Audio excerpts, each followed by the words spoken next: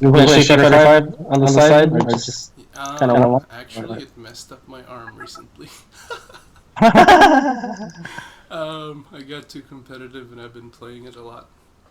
I've been trying to teach this one guy who he's new to the community, but he's I guess he's kind of a veteran player. He's a little bit younger too. His name is Kellen, and I told him that I'd teach him how to play Tekken. yeah. So, and he wanted to learn Street Fighter. And when he told me that, I was like, man, I don't even have a copy of the game. And then you hit me up. You're like, dude, I got a copy for you. So that kind of started that. And now I messed up my arm. But I did learn a few things, though. We have a Ken army going on right now. We have Zach. Zach did really well. Yeah, and then CG's brother, dude, Cardo. Yeah. Good, hella fast. It's like 4 months or something into a fighting game, and he's already one of the top guys.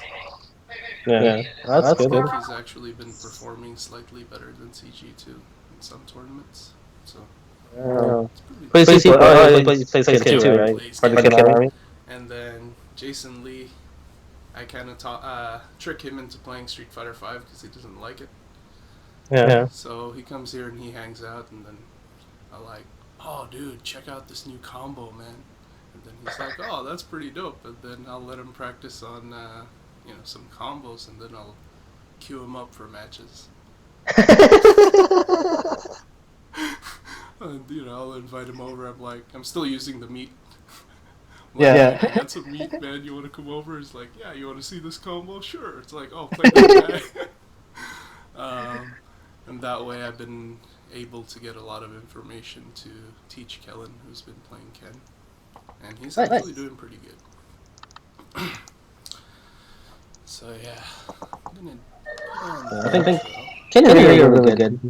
Bree is definitely top 5. I don't know where I'd put Ken just yet. I think he would kind of be almost there.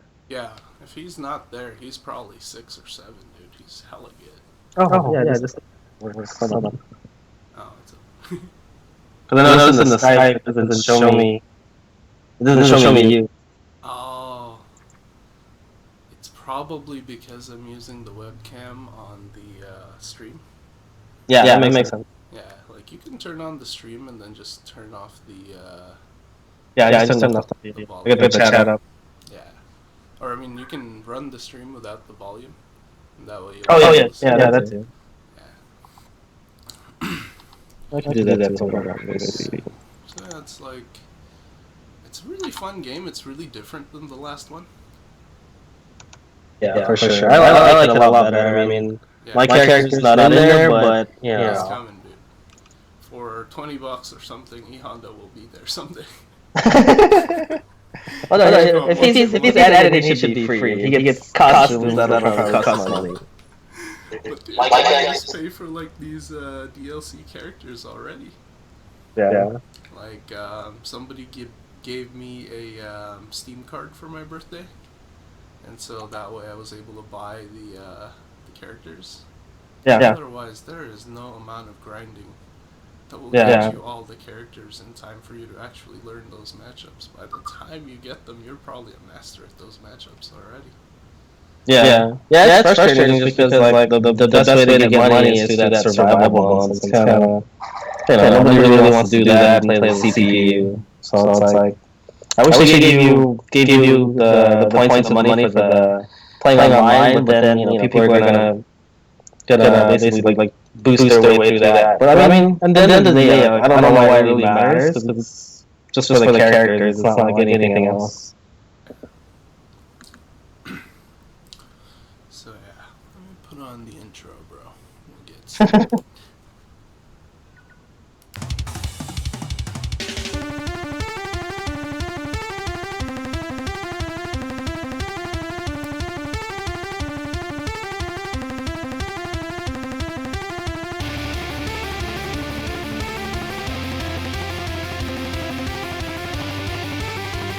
Alright,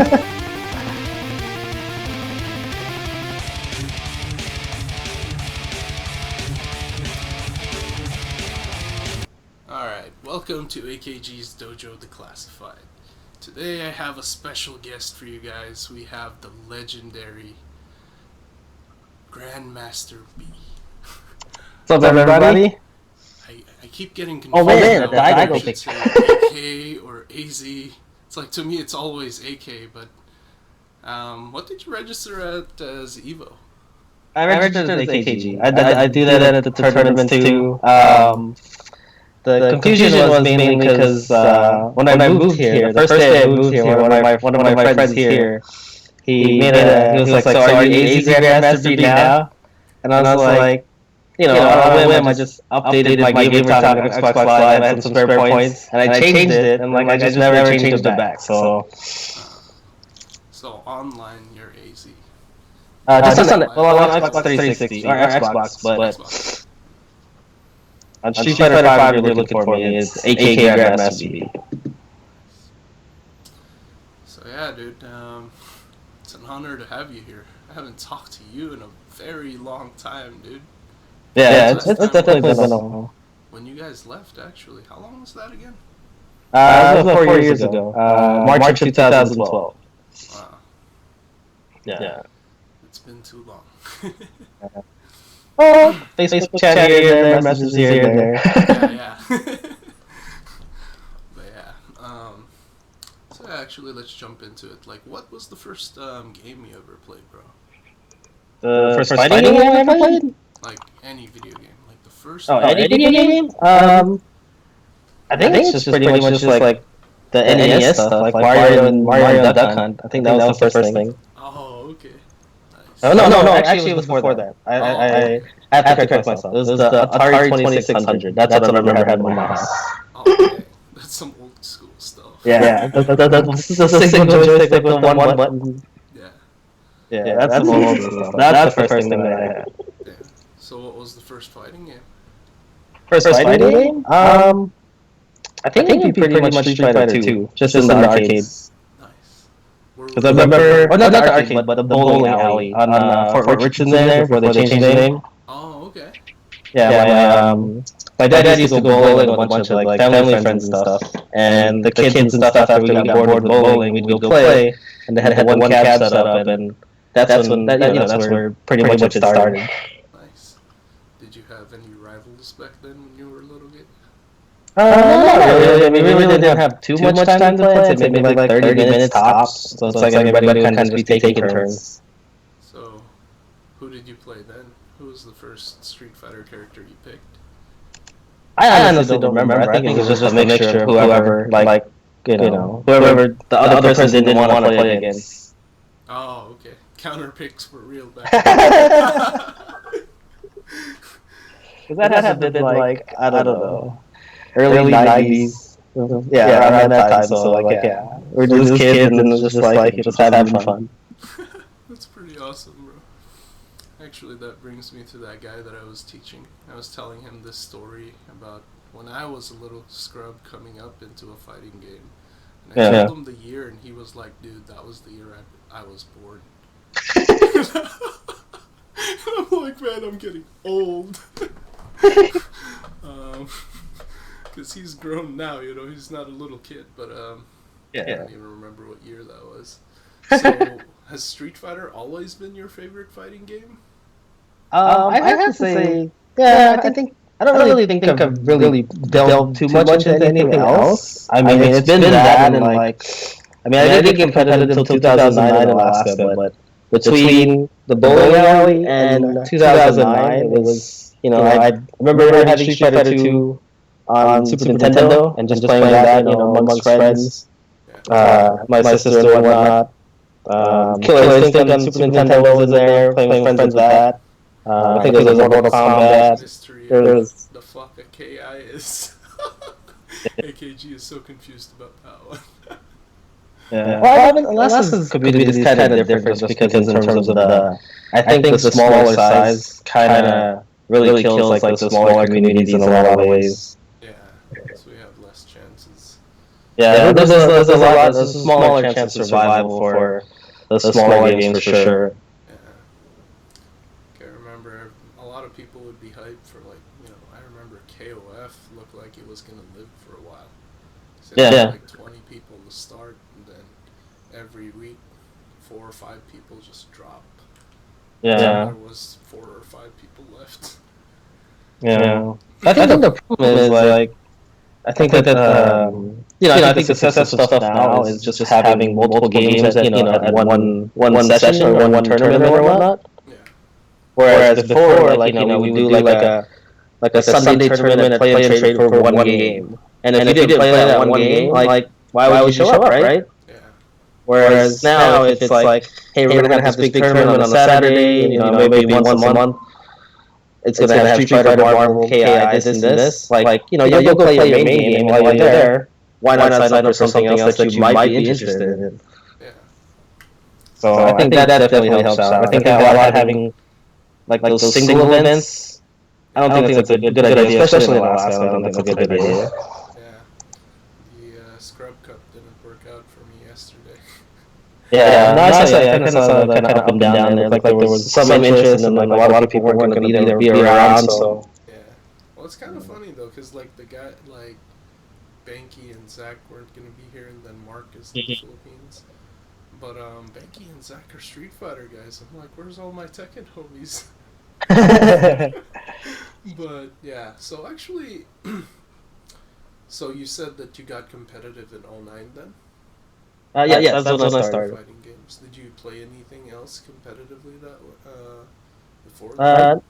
No, not tournament-wise. I never entered tournaments for anything before that. I mean, I used to play online like StarCraft 1, just whatever, some other games here. But in terms of fighting games or like entering tournaments for any other type of genre, no, not at all.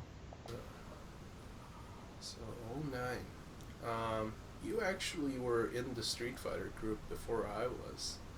So I don't even know exactly your origin story. So what was like your first encounter with AKG? Oh, that was I remember that story is like yesterday, because I remember because I was working at FedEx and I was driving to work, and I heard on the radio, listening to one of the KFAT, and I heard on the radio something Street Fighter tournament at Friendly Fire, something it's Bernard, I think that's where it was, yeah, Bernard and whatever it was, Fireweed, that first location, and I remember going to work and just having it in my mind, like there's a Street Fighter tournament. And I had been playing online and just thinking like, there was nobody else really playing up here. Like it was just me. Like I literally thought it was just like me playing this game, maybe some random others. But I didn't think there was anybody else in Alaska. So I went to work, on break I decided to check out the website. And on the website there was a picture. And the picture was, I didn't know the people at the time, but it was Banky and Anthony, Johnny's brother. And I recognized Anthony because Anthony worked at FedEx. He was a courier. So, based off that picture, I decided to go find him and just chop it up and be like, hey man, you went to a Street Fighter tournament? He's like, yeah, how'd you know that? And I was like, oh, I heard it on the radio, I looked at their website, there's a picture up there with you, you got second place? So he's like, yeah, it's pretty cool. And I was like, yeah, I'm gonna go to the next one. Like, just kind of asked him how things went. And I ended up going to that tournament playing, Scrubby Honda on my 360 pad. Oh, you were playing that back then. I played that on the 360 pad with the analog stick. That's the other thing. People were just like, how are you playing with that? I was like, I don't know, I just got used to it. Did you play an FPS before you played Street Fighter 4 or something? I played some Call of Duty. I don't know if the Call of Duty was really around. I think it was a little bit before that time, but it's pretty much that Halo 2. So, or was it just ergonomically better to do it that way on a Xbox? Well, I honestly just did it. I didn't know about the whole like stick market and being able to do that kind of stuff. Like I knew about sticks in general just from playing in the arcades, but I never thought of having a stick for the 360 to play that. Yeah. And The other thing was like when Street Fighter 2 Hyper Fighting came out on Xbox 360. There's a guy in Arizona, one of my friends that we used to play all the time, and I played that on pad too. Like I had no, I didn't even think he was using a stick. So Street Fighter 4 came along. I just continued to use the pad, and that's what I took to the tournament. And that first tournament, like I got some casuals in beforehand. Kind of got a. I think I played Viola and Cho before the tournament started, and I didn't know anybody there other than Anthony. That's the other person. So I kind of just like hung out with him, talked to him while the tournament was going on.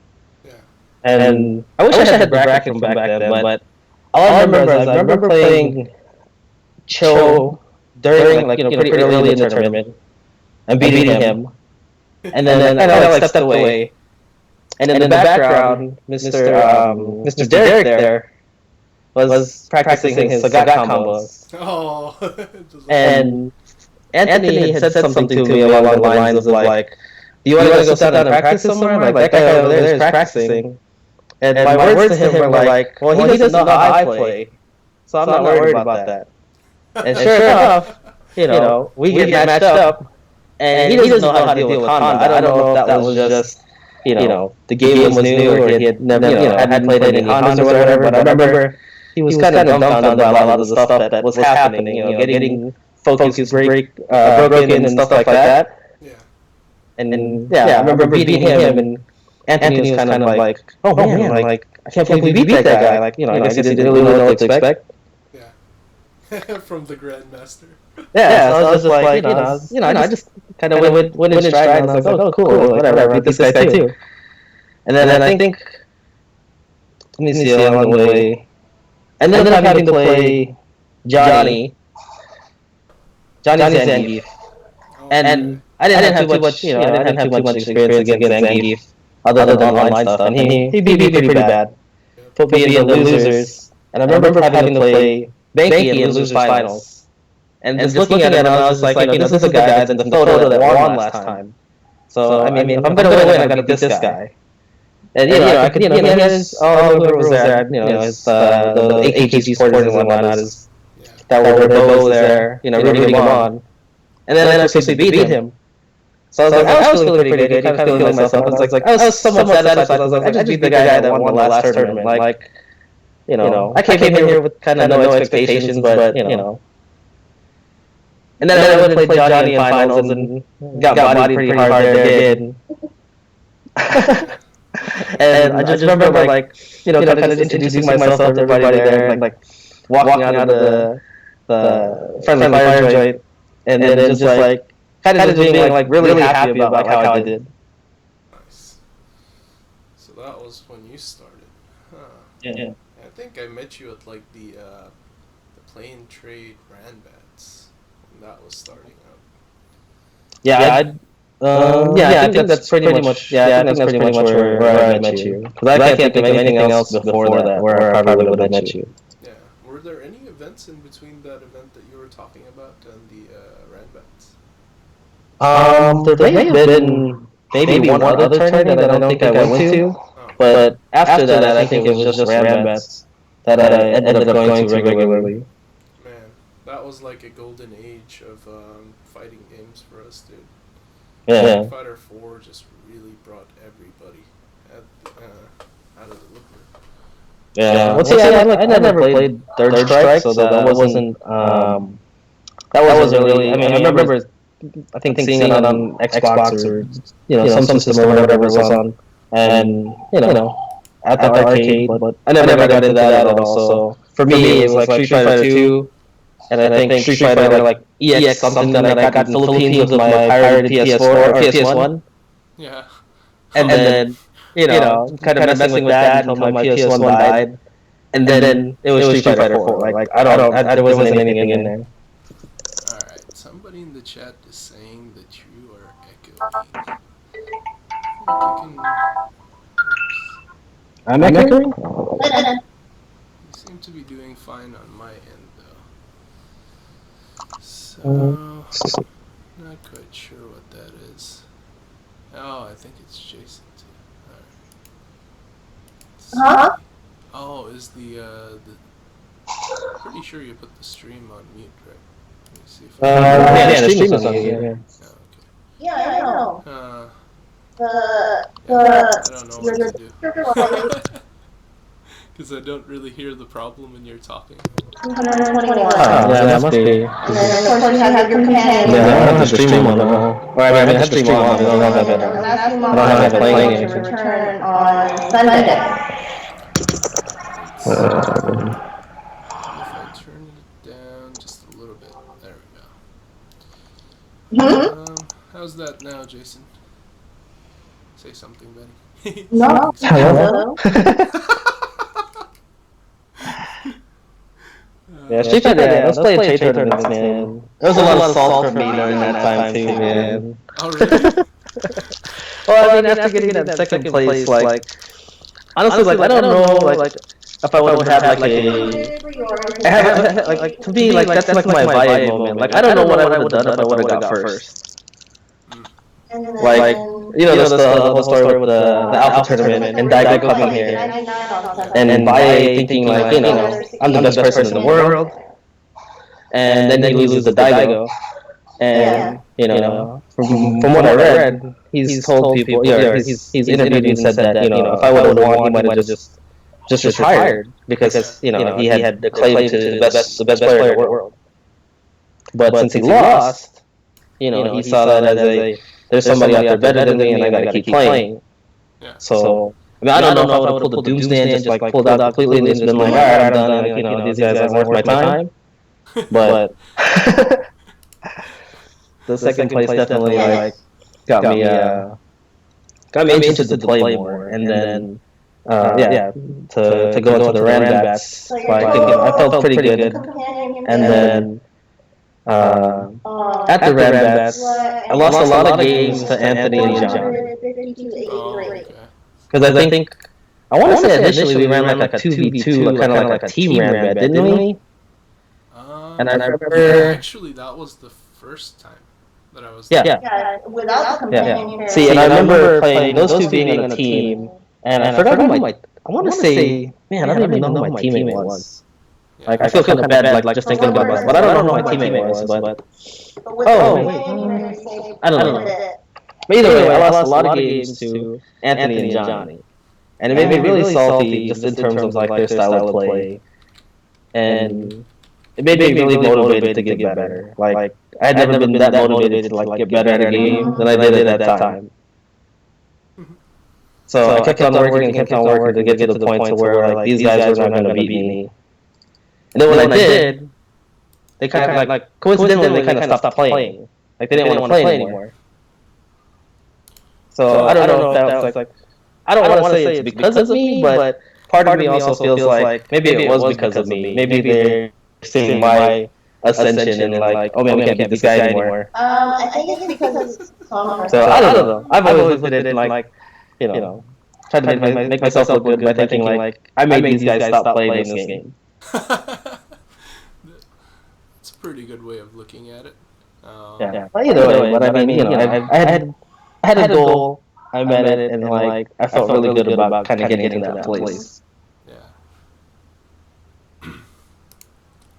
Man, Jason is saying that the audio is still going crazy. Just trying to see if the options are matching up.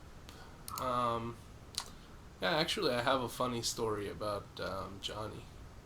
Because I met him through JTM. Yeah. And we played one game, and after this game... No, it's 450 for both of you guys, with the companion Like, character. he didn't ever want to play me. He beat me with his link. I can't really hear you right now. Yeah, that's true. Yeah. Can you hear me now? You're kind of cutting in and out right now. Oh, okay. What about now? There you go. Okay. Yeah. I don't know what to do with the sound. Hold on. We'll do this. Let me see something. I'm going to try to check the sound on my end, see if I get the same thing. What's up? There we go. So I'm just going to record the audio too. So I'm hearing the audio fine. So if it's messed up, I'll just dubbed this over the video. Oh, okay. Yeah. But yeah, so like for years, Johnny kept ducking me, and finally I got my rematch against him in Street Fighter 4. And this was after I was training with Derek, so I knew what the hell to do. Yeah. And I was able to get my revenge. And then eventually he came over for some Tekken, and I really gave it to him then. Yeah. I think that was at one of the friendly fire ones on Arctic at the time, right? Um, yeah, I got to play him there, and Okay. he also came over to the dojo. Ah, okay. Huh. Oh man. Okay. So, it's like when you started, you did pretty well, but was there any other players besides the Cathamate Okay. Bros? Right. Oh, I'm sorry. Kind of hard to hear you. What were you saying? Oh, I was just wondering. Okay, Jason said it's good now. After you beat Johnny and what was it, Anthony? Was there any Yeah. other people like after that? Well, my goal was always Neo, Young, and Derek. And Derek in particular because after I beat Derek at that first tournament, I know, not knowing who he was at the time, Yeah, but finding out after, like, he was one of the top guys and, just a lab monster and, would study up on his stuff. Like, I couldn't beat that guy ever again. Like, there was a couple tournaments where I got close, and then finally, when I kind of felt like I had the chance to beat him, he stopped playing Street Fighter 4. And that frustrated the hell out of me. And I was just like, I really felt like I had gotten to the point to where I was gonna beat this guy, and yeah, like he had just dropped the game completely. And I think that's when Blaze Blue first came out, and he kind of just jumped into that 100%. yeah. He So really loves that game. yeah, so I mean, I can't blame him. Like, I mean, I know that there was a lot of he didn't particularly like Street Fighter 4 from what I heard. Yeah, So I mean, to see him kind of drop out, it's kind of disheartening at first because like that was my mountain to climb, and yeah, then it just kind of disappeared in front of my face. yeah. I know what you mean because that's how I felt too. Yeah, Um, like I started training with him, and after I started training with him, I yeah, realized how good he was. yeah, So, he became my goal too. Because at the yeah. time I could actually beat one of the Koreans at the tournaments. Oh, it's Mary. Hi, Mary. Nice um, surprise.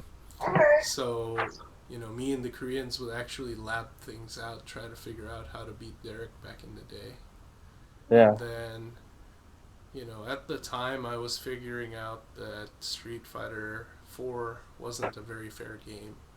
Like, I was yeah, winning a lot of matches just because I won at the character select screen. yeah, Um, so that was one of the factors that made me want to quit. But I was like, but Derek is so good, I can't quit because I haven't beat this guy. yeah, Like, I think I took him out once or twice in a tournament. yeah, But whenever we play a set, what was it? It's 7-3 in his favor all the yeah, damn time. So I'm like, man, I need to get a better record. I want to make it 5-5 at least. yeah, But then he dropped out, and then I met Andrew, and Andrew was beating the crap out of me. So I was like, no, I gotta go back to Tekken. I gotta defend my game. I gotta keep the legend going. yeah, But yeah, actually, I've been trying to bug Derek here and there. Maybe try to get him to play more games. yeah. What's he Um, playing now? Man, I haven't talked to Derek in a year. Oh, Last really? year, he was playing. What was that game? I think they were playing Persona at the time.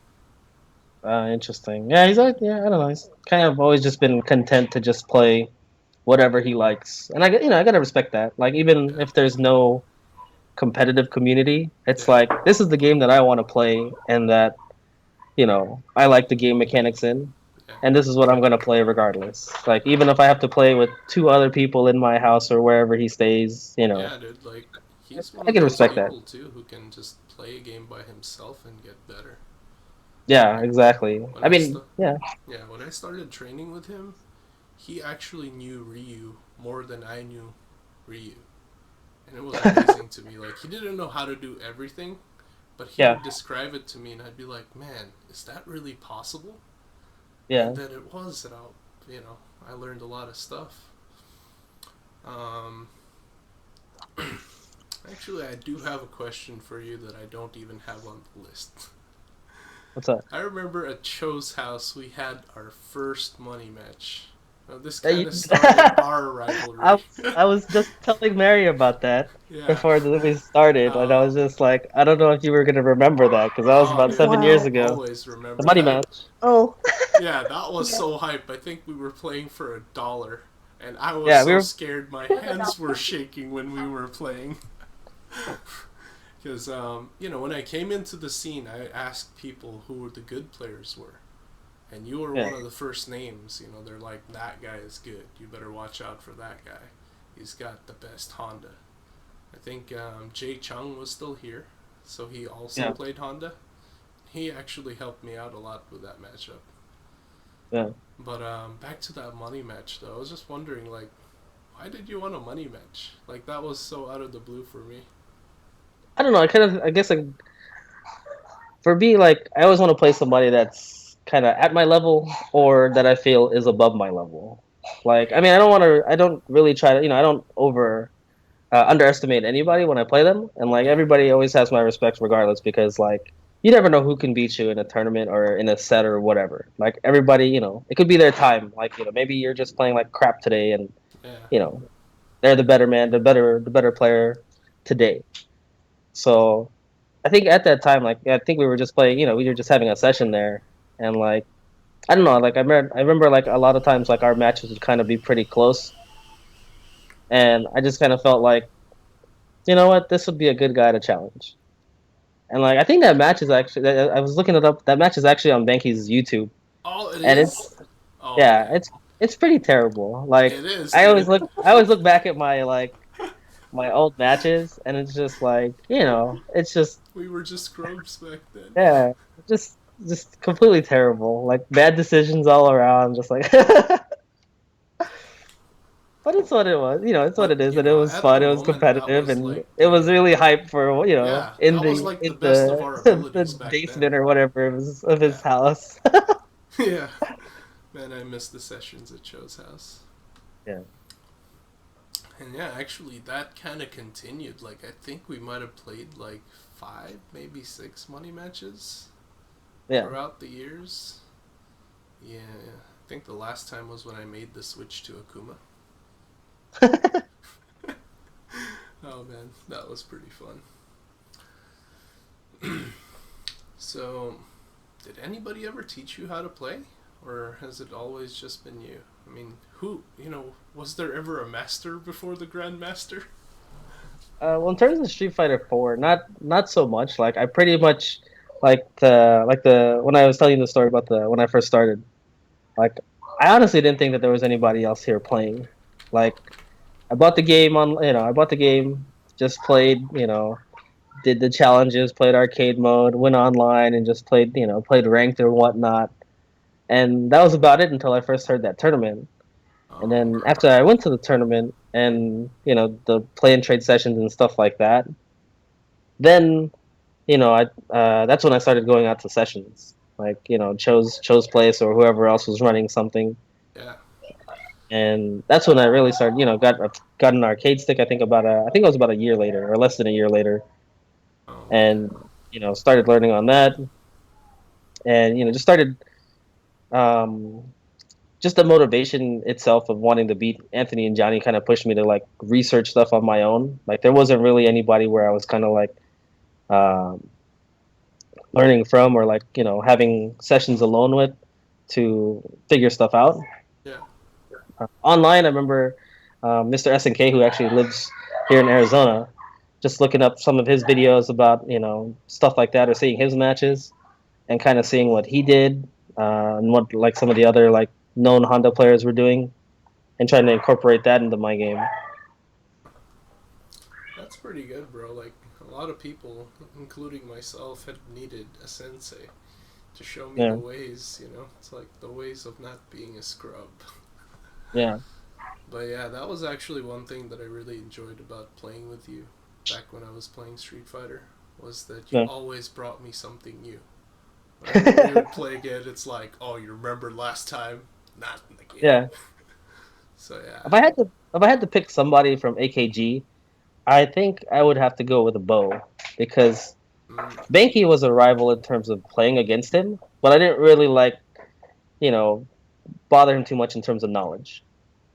Bo, on the other hand, like he would see something in my game and he would kind of just like, after I lost or even after I won, would kind of like push me, pull me aside and just be like, "Hey, in that kind of situation, you could do this, or you should do this more, or you should, this is something that works really well, and I think you should try to do this more." And if I had to pick something like, there wasn't any like, yeah, again, there wasn't any kind of like sessions or anything where I sat down with him and he kind of like broke things down for me, but yeah. he would Just some every now and tips. then just tell me little things that I could work on or things that he noticed that could help me improve. Yeah, Bo's pretty awesome like that. Like, he doesn't really Yeah. need full sessions. Like, he doesn't need to go in balls deep. He just needs to give you the tip Yeah. and you get everything. um, Yeah, exactly. Because so, like, it's from just, I mean, there, sometimes that's all some people need. Like, you don't yeah, need to have that. like I say, It's you don't almost have like a book. that, like fighter that's been fighting for years with the same trainer and switches trainers all of a sudden, and people are like, "Oh, what's going on here?" Like, he's not gonna teach him anything new, but maybe he doesn't learn anything new per se in terms of like what he does or his training regimen. Yeah, Maybe he just opens his eyes to something else that a different uh, mindset. he wasn't seeing before, just a different perspective, Yeah. and Yeah, it's nice to get, like, a fresh look on things. Like, I think that's exactly. why, like, right now, having 5 Kens in AKG is pretty awesome. Like, we have, like, a little group chat on Facebook. And Hmm. they're pretty good, dude. Like, they'll post up whenever they find new stuff. Like, oh, I just Yeah, found a setup, show you a video. And then just kind of talk about, like, how viable are these setups, when should you apply them and all of that. yeah, Um, which, yeah, it's pretty tough for you back then, though, because when Jay left, like, I think Jay left after, not even after the first season of Plane Trade. And yeah, then you were the only Honda back then. yeah. I don't think I recall anybody else playing him at the time. Yeah. So, like, you kind of transitioned from being a player to being a player slash TO. Yeah, What made you do that? that kind of just came out of being frustrated with like tournaments running late. Oh, okay. I'm sorry. Those were Because my tournaments. oh no, it wasn't just you. It was just like I remember those sessions at Friendly Fire, and like we'd have a 20-person bracket, and it would run for like 4 hours, and I'm like, I gotta go work at 6 o'clock in the morning. I gotta go home, go wind down, everything else, and then wake up early and go to work. And I got real frustrated with stuff like running till 11 o'clock, till Yeah. midnight, and I'm like, I like that I'm getting far in these tournaments, but I don't like having to stay out till 11:30 at night just to finish them up, like on Sundays, because we were doing Yeah. Sunday things at the time too. And so I just took it upon myself just to kind of like put something together and be real harsh and just be like, you know what, we're gonna have time cutoffs and we're gonna run this as efficiently as possible and get this done as soon as possible because I want to go home. Yeah. Like I don't care if I win or lose at that point. It was just like it shouldn't be taking this long for us to get through a 20-man bracket or whatever, a 16-man bracket. Like it Yeah. shouldn't take that long. So that was more out of personal frustration and just like the physical need to go to sleep and wake up and be good for work the next Yeah. day than anything else. That's pretty cool, though. You saw a need to, you saw something that you could do better and fix. Yeah, And you did it. A lot of people now, new people in the scene will never, hopefully if they listen to this, they'll know yeah, that whenever our brackets are run perfectly and whenever brackets are run on time, it's mainly because there was somebody back in the day of Friendly Fire who I think you even like one time Neo didn't arrive on time. That was the first time. That was the first time when I ran that Yeah, first tournament. I yeah, told Maria and anybody else, I was just like, we're cutting signups off if nobody's here, if they're not here and paid their entry fee. Like signups are cut off at whatever, 6 o'clock, whatever time it yeah. I was. think it was 5.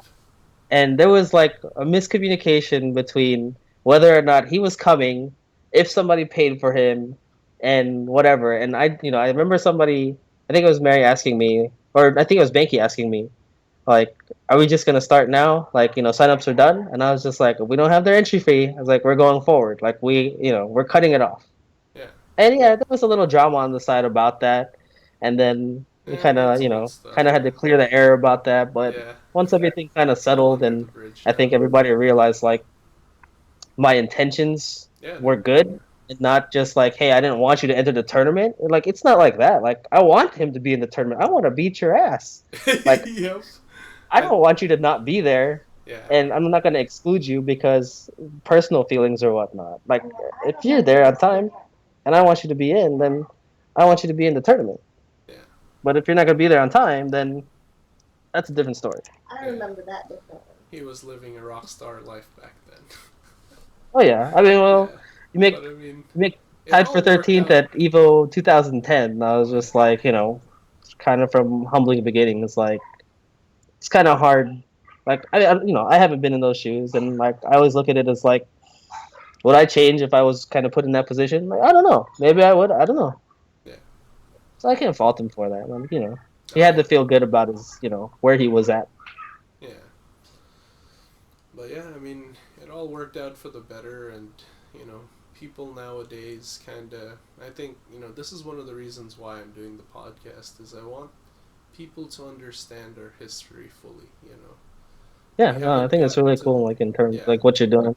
yeah. I mean, AKG is a big badass machine now, and Yeah, we're all the sum of our parts basically, and yeah. one of the integral parts back then was you, Mary. I mean, it's pretty awesome that you got your whole family involved in AKG. To where, yeah, I mean, they're all AKG, It's like if they ever enter any tournament, Yeah. I would expect the AKG, or even if I don't see it, in my mind, that's still how it comes out as. Yeah. Well, Mary actually played at Evo this year Oh, and really? entered as AKG. She played her first match on stream. Oh, what? Oh, man, how did Yeah. she do?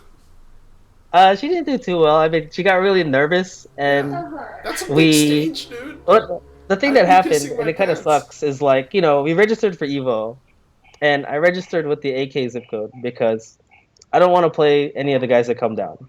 Yeah. The AZ guys, if I happen to get matched up in a bracket with you and I win or you win or whatever, I'll come back home.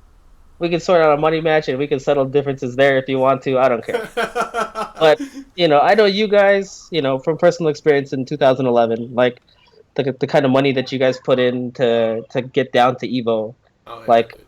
I personally don't want to have to run into one of them and have to take them out of the tournament, especially not in the pool stage. If it comes later, like we quarterfinal, we get out of pools and we have to play, then so be it. Yep, But it's on. I don't want to be your first round matchup Yeah. because that's actually what happened to me and Bombi. We ended up playing in like the losers bracket of our Street Fighter 4 bracket in Oh, really? 2011, and I had to eliminate him.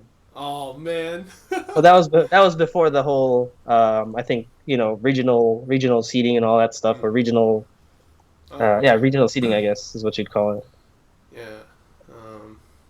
Man, I had a really tough bracket that year, too. Like, Yeah. every year I've gone to EVO, it seems that my bracket gets tougher. Like, 2010, they gave me 2 killers in my bracket. One Yeah. guy who got second place at EVO a few years Yeah. back before then, and then another dude who just won a major. And Oh then wow. the next year, I had 8 people who were killers. And there were Dang. 3 EVO titles in my pool alone. Dang. Between a couple different people, so I'm like, man. But it's always a good time going to Yeah. EVO, and I actually wanted to bring up the shirts, man. I'm wearing mine today. Yeah. My EVO 2011 shirt, because I knew that we were going to talk about it. And like one of the things that I remember about that Evo so clearly is they're like, man, the blue shirts are coming. And I'm Yeah. like, yeah, that's right, motherfucker. I'm coming to kick your ass, or my homie is. And yeah, I remember watching some of you guys' matches over there. It was pretty fun. Yeah. So like, you had so you said you moved in 2012, the year after Yep. that Evo. And I've noticed that even over there, you're still helping the people out, still growing communities and stuff. Has that Yeah. always been, something that you do, or is that kind of Uh, something you caught from AKG? well, initially, there was things going on already, so Yeah, what I did in terms of that was I would ask if they needed help with anything, try to run brackets. I didn't try to run any kind of events or anything just because there was already stuff going. yeah, And, and at the time, like I didn't really have a lot of time to play. yeah. Because even 2012, like I moved here in March, and then the decision to go to Evo that year was very last minute. Like I had to make sure I got the time off, and I think we made the decision pretty much the week before that we were going to go to Evo, and we just stayed for, I think, just Friday. I think we stayed Friday and left like Saturday morning, Oh, like basically under the assumption that I was gonna just play Friday and then we'll just see everybody and then we'll leave. Like that's pretty much all we could manage. And then yeah, like the first couple of years, I didn't really do much of any kind of organizing. It was pretty much just trying to help on the side. yeah, Uh, 2013, I kind of had to take a hiatus. We ended up moving into our house. I got a new job. Like I didn't have time off to go attend anything. So that's the one year I didn't go to Evo since 2011, and I just kind of took a hiatus from everything and just kind of kept in the scene and just watched things and that kind of thing. yeah. And then I jumped back in. I think late 2013, I was able to get some time off using some PTO here and there and kind of switching up my schedule and was able to kind of attend some ran bats that we had here. So Uh, how do you place over there? Like, Here, yeah, um, it's kind of been in Street Fighter 4. It was kind of really inconsistent. Like there were times where like I was kind of doing really well. I think one of the first ran bats that I went to when I was able to get back into things. I want to say that was the time, or maybe it was when I first got here. But I got third at one of the ran bats, and the top two placers were Latif and then Mr. SNK, and then it was me. oh dang, And I that's a nice remember company to Latif, be around. yeah, because that was after Latif knows Neo, Yep. and there was at first like I guess he just didn't kind of put it together until the you guys kind of came through in chat, and they were just like Alaska, Alaska, Alaska, what's going on here? I was like, oh, this guy, he's from Alaska. Yeah. And they were like, "Oh yeah, oh this guy, I know that guy Neo." And remember just kind of the revelation there. And like I did well at that, like one of those first round bats I went to, and then after that it was a lot of inconsistency. And then I think, well, last year at Evo, well, AKG as a whole, like a lot of us did really bad in Street Fighter 4. The only one to make it out of pools was CG, Oh, going undefeated, and I mean, Young didn't even make it out of pools.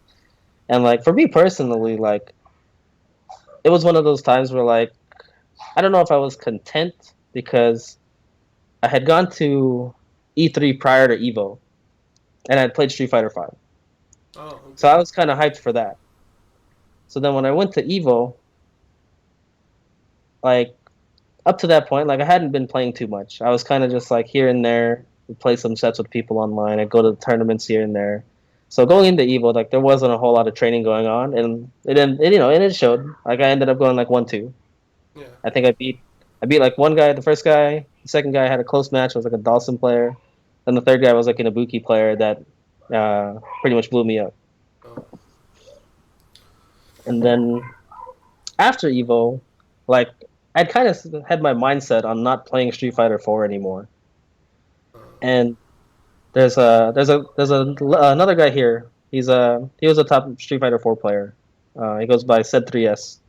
He ran a invitational in 2014, and what it was is basically there's an A league where they had 7 players with an open spot. They had a B league with 7 players and an open spot, and then they were going to do a qualifier, but they ended up doing one, and they ended up calling it the qualifier because I guess there was a lot of, hey, how come I'm not in this kind of thing?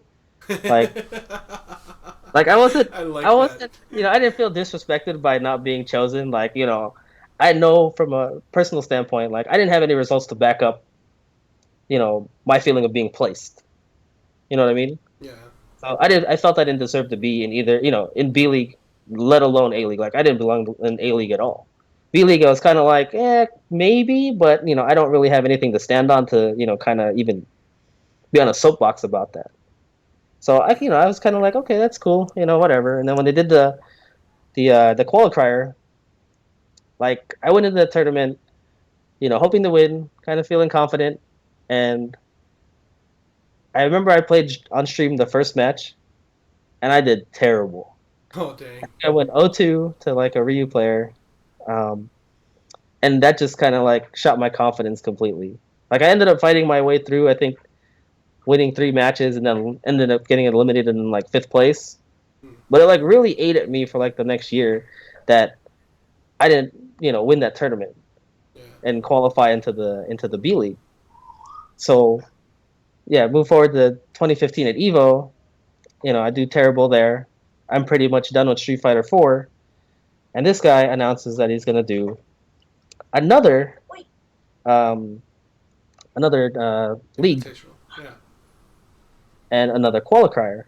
And again, he announces the A League. It's kind of, everybody expects. The B League is, kind of a mix of like half of them were people that I felt, always give me trouble, and I was like, whatever, that's cool. And then the other, like the 3, were kind of 50-50. I was just like, I kind of go even with these guys. But again, I don't feel disrespected because I think between that time, in that year span, I had 1 5th place at a Ranbat mixed with, like, I think an 0-2, a 1-2, and like, I'm all over the place. Oh man. So I didn't feel bad.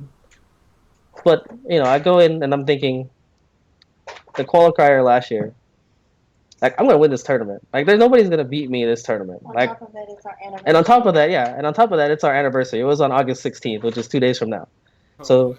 basically, a year ago today, or a year ago, August 16th, was the qualifier on our anniversary. And I'm like, there's no way I'm losing today. There is no way. I'm not about to lose today. I'm about to body everybody that I played today all the way through. And that's what ended up happening. Like, I think I lost 1 round in grand finals or winners finals due to a pause on my part. Oh dang. And that was the only that was the only game that I lost. I ended up winning straight through.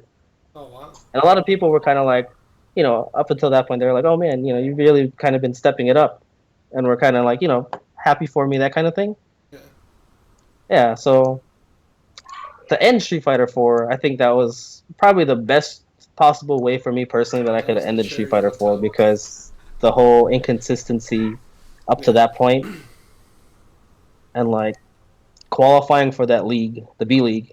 I didn't end up winning B League. The guy that everybody thought should have was going to win ended up winning, Hmm. but I'm his demon. Like everybody considered Mr. SNK a better Honda player than I am. But Yeah. Mr. SNK couldn't beat that guy. He goes by Mocha Latte. I had beat Mocha Latte in a couple tournaments, and in B League, I was the only one to beat him in a 1-5 set. I beat him Oh nice. 5-3, I think. Oh yeah. Nice. So for me, like being, not just qualifying for that league, but I think I ended up in 5th, 4th or 5th. I think 5th. And being the only guy to beat the guy that won that, I kind of felt somewhat vindicated, like in terms of, how Street Fighter 4 ended. Good. You can finally put that game to rest. Yeah, I'm done with that. Yep. Like I thought about playing it. People ask like, does anybody still play this because they don't like Street Fighter 5? And I'm just like, I could play you, but nah. Yeah. You could play Benny, but you should just be a man and play Street Fighter 5 instead. Yeah, Street Fighter 5. Like I was really kind of worried about who I was gonna play Yeah. because How did Honda wasn't in. Yeah. How did you decide that? That came to the betas because I think the betas. I can't even remember the order of the characters. I think it was like Ryu and Nash to start, and it kept on going, and like they kept on adding more. And I think it was beta 3 was when Sim came out, and I remember the reveal trailer. I was kind of like, this guy looks really cool. Like I don't know if I'll play him because it's Sim, and I've never played Sim before. Yeah. And then like I started playing on the beta, and I was just like, I really like the way that this guy looks, and like his play style, all his moves, everything like that looks awesome. So I kind of just from there, kind of just fell in love with him as a character, and just been playing him ever since. Like I've thought about playing others, and it's just nah. Like I can't bring myself to do it. So only would go back to Honda then. Possibly, Possibly. Okay. Depends on yeah. how I don't Honda know, stepped because up. initially, like I thought Nikali would have been the one after Oh when he was really? first revealed. Like there was a lot of, he had the chart, he has the charge dash, he's got the command throw. Yep. And he goes I was super thinking, safe. okay, there's Honda stuff there, and then like he's got a DP, he's got a dive kick. I was just, what the hell's going on with this guy? But So I that don't know, was he just pretty seems boring attractive to for me. you then. So nah, I'm not a Nikali guy. Okay. That's good because there's a Nikali guy up here that people don't like too much. um, Let me see. Where should we go after this? You've been playing for years. Yeah, but Seriously since '09, but you're a family man.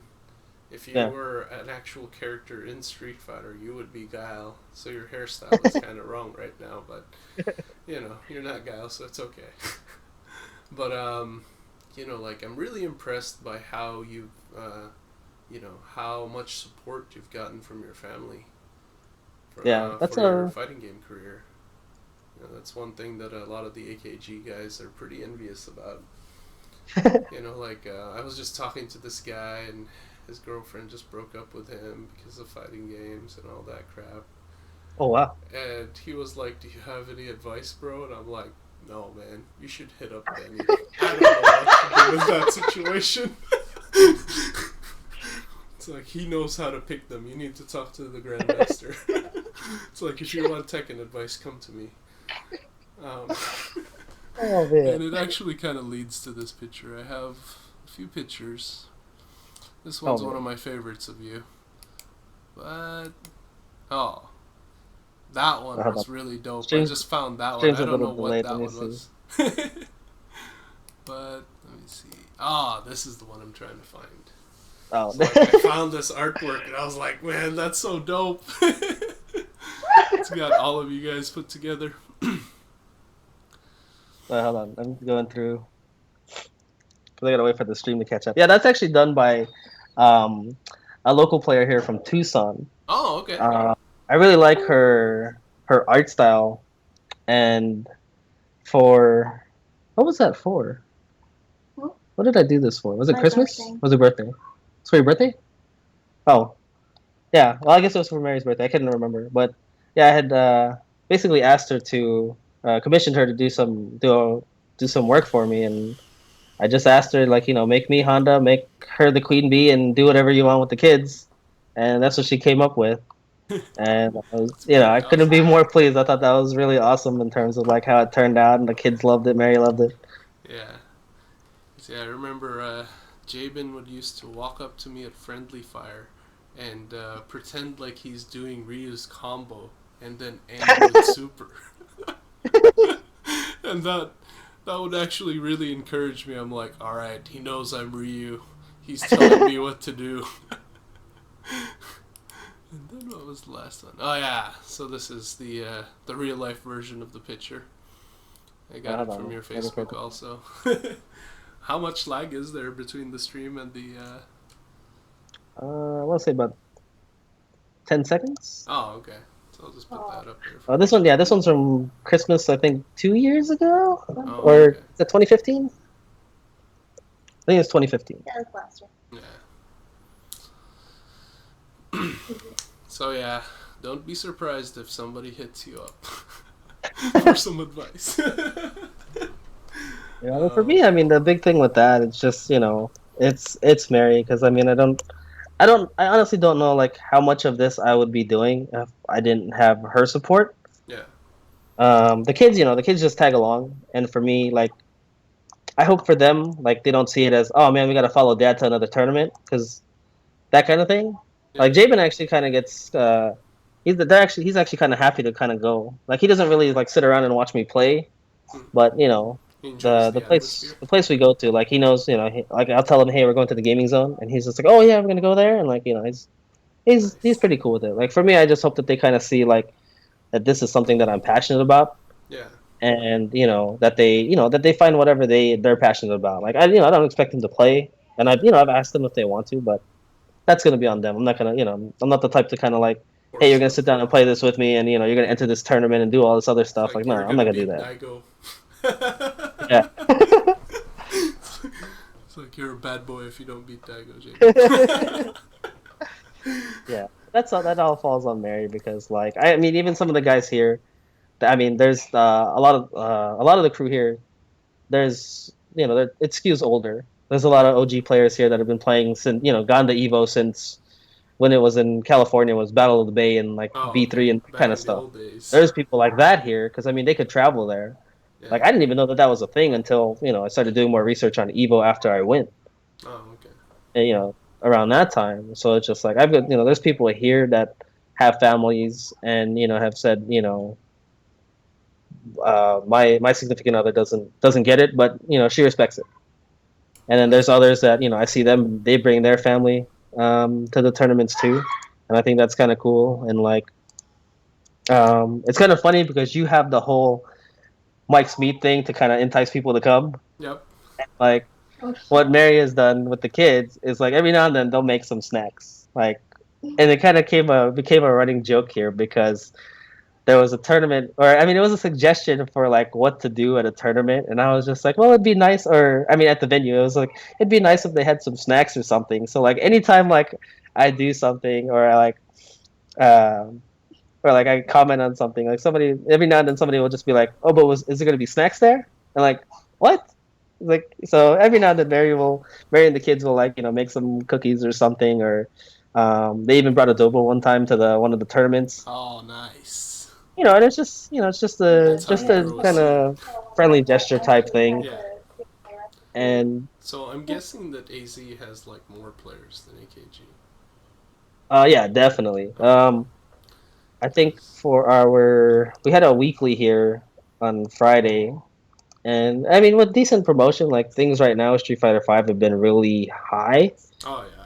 This one had 36. I think Oh okay. initially when around launch, like we were looking at like I think a high of 65 people at one, and then it's been kind of hovering around the 40, 50. So I think we That's get more pretty people good. than like NLBC does on the East Coast. I think the most consistent one, just in general in the FGC, is what Wednesday night fights. I think. Oh okay, yeah. So I mean, we get a good group of people. People of all skill levels. Right now, I'm kind of wavering just outside of top eight. Mm. So I mean, gonna crack. Like I feel like I'm gonna make that jump eventually, but Oh right yeah. now I'm kind of just like stagnant. Is it just because you're busy right now, or Not so much that. I think it's I gotta remind myself about the change in character. Like I mean, I made a oh, you're post not about like Honda anymore? my over the weekend or yesterday about how I did in tournaments over the weekend, and a couple of my training partners were mentioning my improvement, and one that something that somebody else brought up was about me making the change, and like a lot of people were surprised by the choice of sim, and just didn't really think that that fit me. But Oh like the thing really? that I So they always were tell, kind. Some people were kind of against the change. well, I mean, they were just kind of questioning like Why why you would do sim, it? Yeah. and I don't know. For me, like whenever somebody asks, like somebody new asked me, like, what's your best word of advice in terms of like getting better if they haven't like chosen a character? Like my thing is always find your character first. Like it doesn't even matter. Like people want to look at tier list or potential tier list and pick a top Yeah. character from there. And I'm like, but that might not fit you. You know, like go into training mode, go, play some matches with friends or online or whatever, and mess around with the characters and see which one, you like for whatever reason. Like it doesn't even matter. Like he could look cool or whatever. Maybe you Yeah, like, the character has to identify with you. yeah, I kind of have a like similar philosophy with that because whenever I pick a character, I just pick the coolest one. The yeah. one that appeals to me. I'm like, oh, if I was in this game, I would be that guy. And I've just been lucky that a lot of them were top tier. But Yeah, man, I've been screwed at times where I'm like, oh, I like the low tier guy. I'm not gonna change though. I'm just gonna get yeah, better. yeah, exactly. So I'm just like, I just feel like if you have that synergy with your character in terms of like, you liking them, Yeah, that's gonna take you further than just picking a just the character tier that you think list. Yeah, is good. yeah. But we can actually segue into a video because I need a bathroom break really bad. Right? So I'm gonna bring up the reason why people are wondering, why is this guy playing Sim? Because some people might not, some people who are going to listen to this might not know the legend of the Grandmaster. So this is at Evo 2014, it says. Yeah. Ultra Street Fighter 4. Yeah, I'm queuing it up right now. And basically, the short backstory to it is, if you don't know who Daigo is, listen to all the other episodes. Everybody talks about this dude. This is the one guy that everybody wants to play and beat. Or Right. even just play, That's such a great honor to be able to just sit down next to Daigo. And, Yeah. dude, I'm looking at the screen right now and you just look all nonchalant. It's like you're gonna kill this guy. That's, when we play, that's the same face you make. So it doesn't matter if it's a scrub like me or this, the best guy in the world. You're just ready Game to time, body man. him. So yeah, I'm gonna run to the bathroom. I'm gonna play this really quick. I think it's about 30 seconds or so. So I'll be right back, bro. Alright. Let me turn out sound. Are you ready? All right, back here again, and let's see if Grandmaster B can get any sort of adjustments. All right, he got over that one fireball, but he did not take advantage of it. Okay, here's a chance now. He sets up, oh, nothing. Looked like maybe it was particular timing, but didn't get anything out of it. 2 uppercuts just to build the most meter. Nice. Catches him with the EX Oicho. A lot better play from Grandmaster B. Chases him down out of the air. Is he going to get a juggle on this?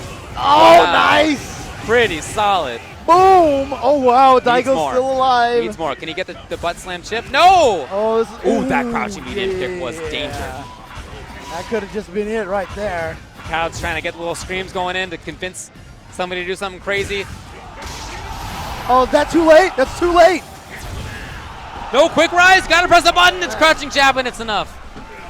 Oh, you have to always try to quick rise. Yeah. When you know your opponent's going to try to combo into something. Perfect. Just finished. But yeah, so for a time you were known as, is it number 3 Honda in North America or is it number 3 Honda in the world? No, that was a joke, man, because of I don't even know where I saw it. I think it was some random page. Like after Evo, I had, I wanted to go look up the video. I wanted to see what hear the commentary and see the crowd reactions if they had anything like that. Yeah. And I stumbled upon a page where I think some guy is just trying to he had put the pools together, and I guess in his effort to hype me up as a worthy opponent to Daigo, put me up as top 3 Honda NA, and put me alongside names like Hudaman and somebody else. I can't even remember the other name. And I just started laughing, like, what? I was just like, I'm not even like, nobody knows who I am.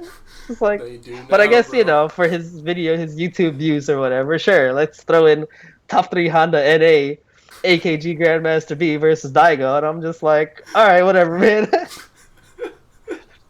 Dude, that was pretty awesome.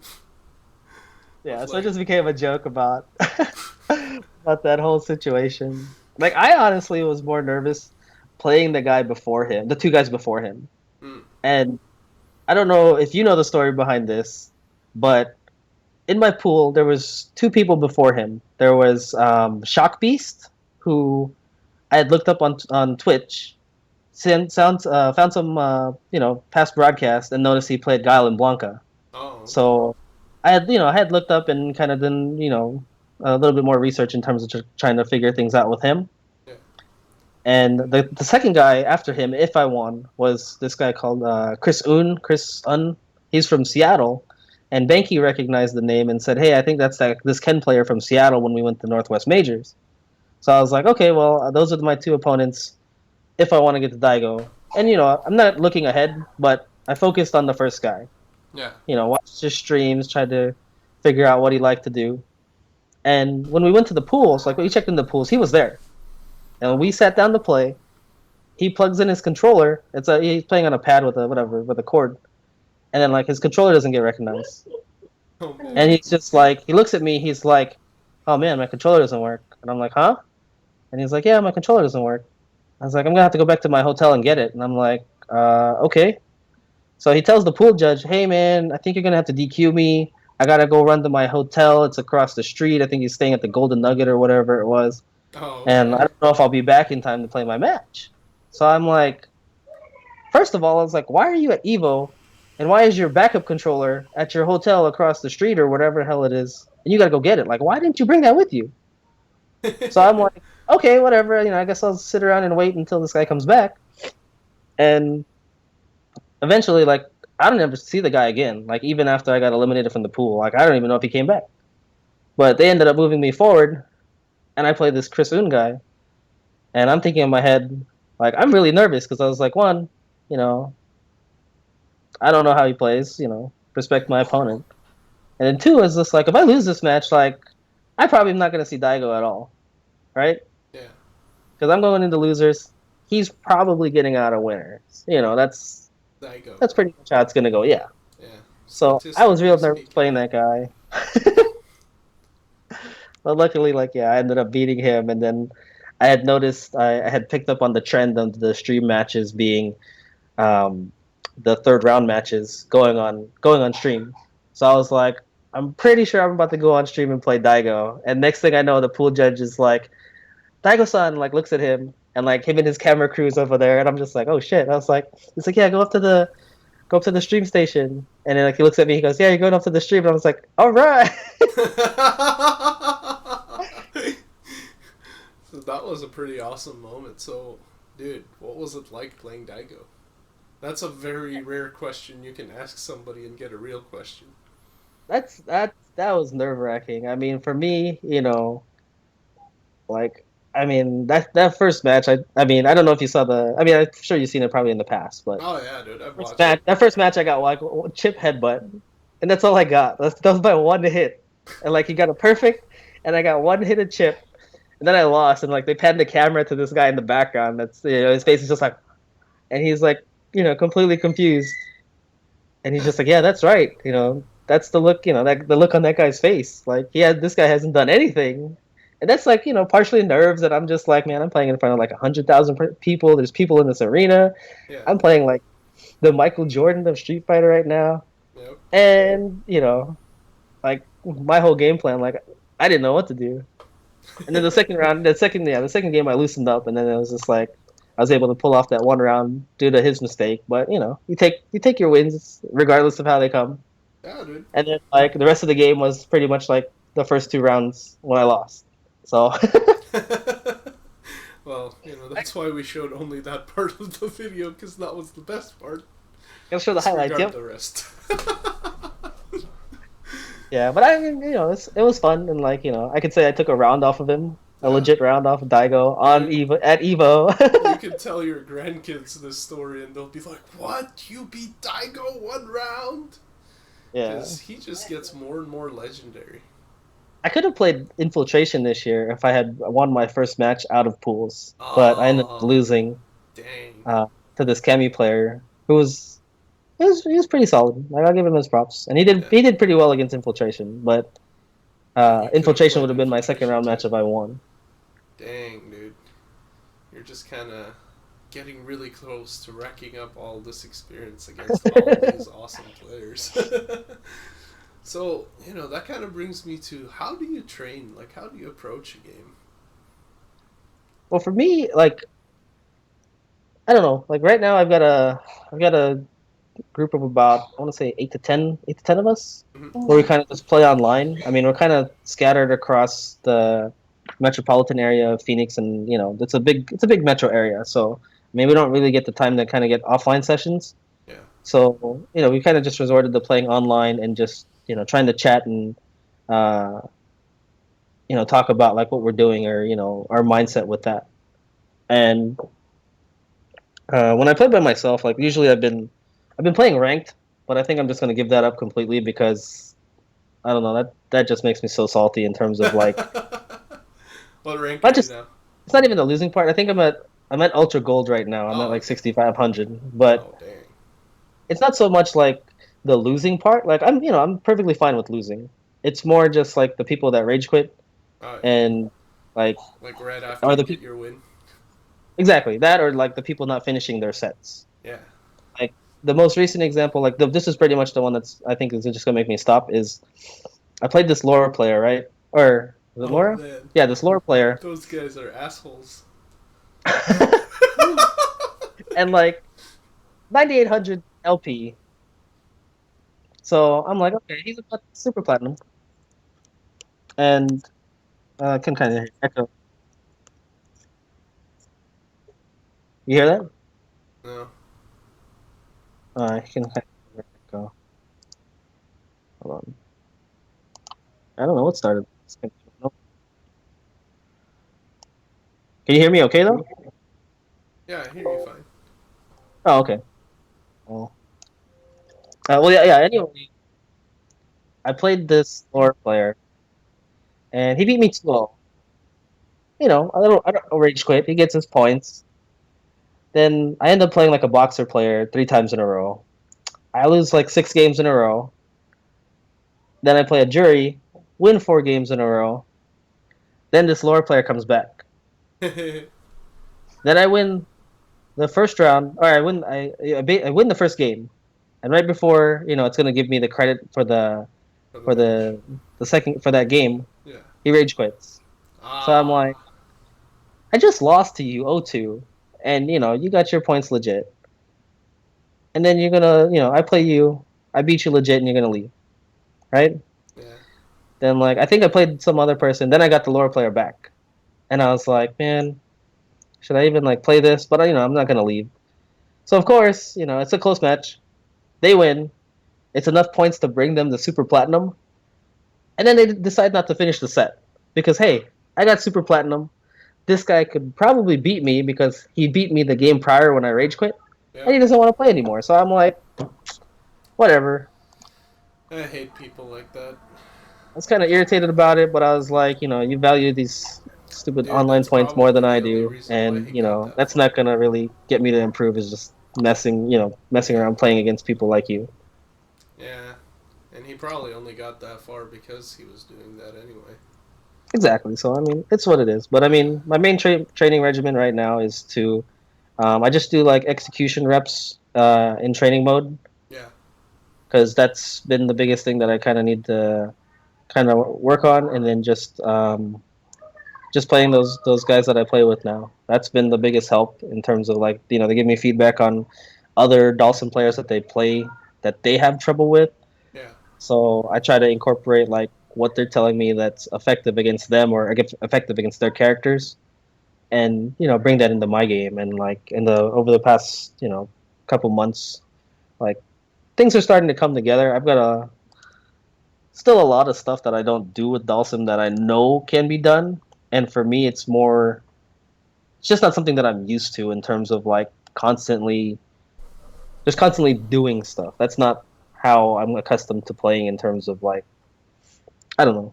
Yeah, I mean, going from Honda to Dalsum, like, to this day, usually when I think of people, I also see their character. Kind of like, kind of like when I look at you, I see like, oh, this is Benny's stats. You know, these are his strengths. These are his notable things. Because I kind of like to keep notes on players. And I can't seem to change that image in my mind. Like, I can't update it to where it's Dalsim instead of Honda. Yeah.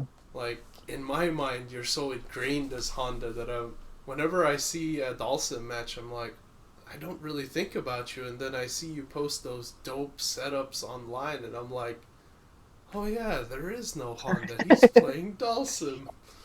It's it is kind of confusing for me sometimes, but and I'm guessing much more confusing for you because now you have a projectile, now you have a teleport, now you have a slide.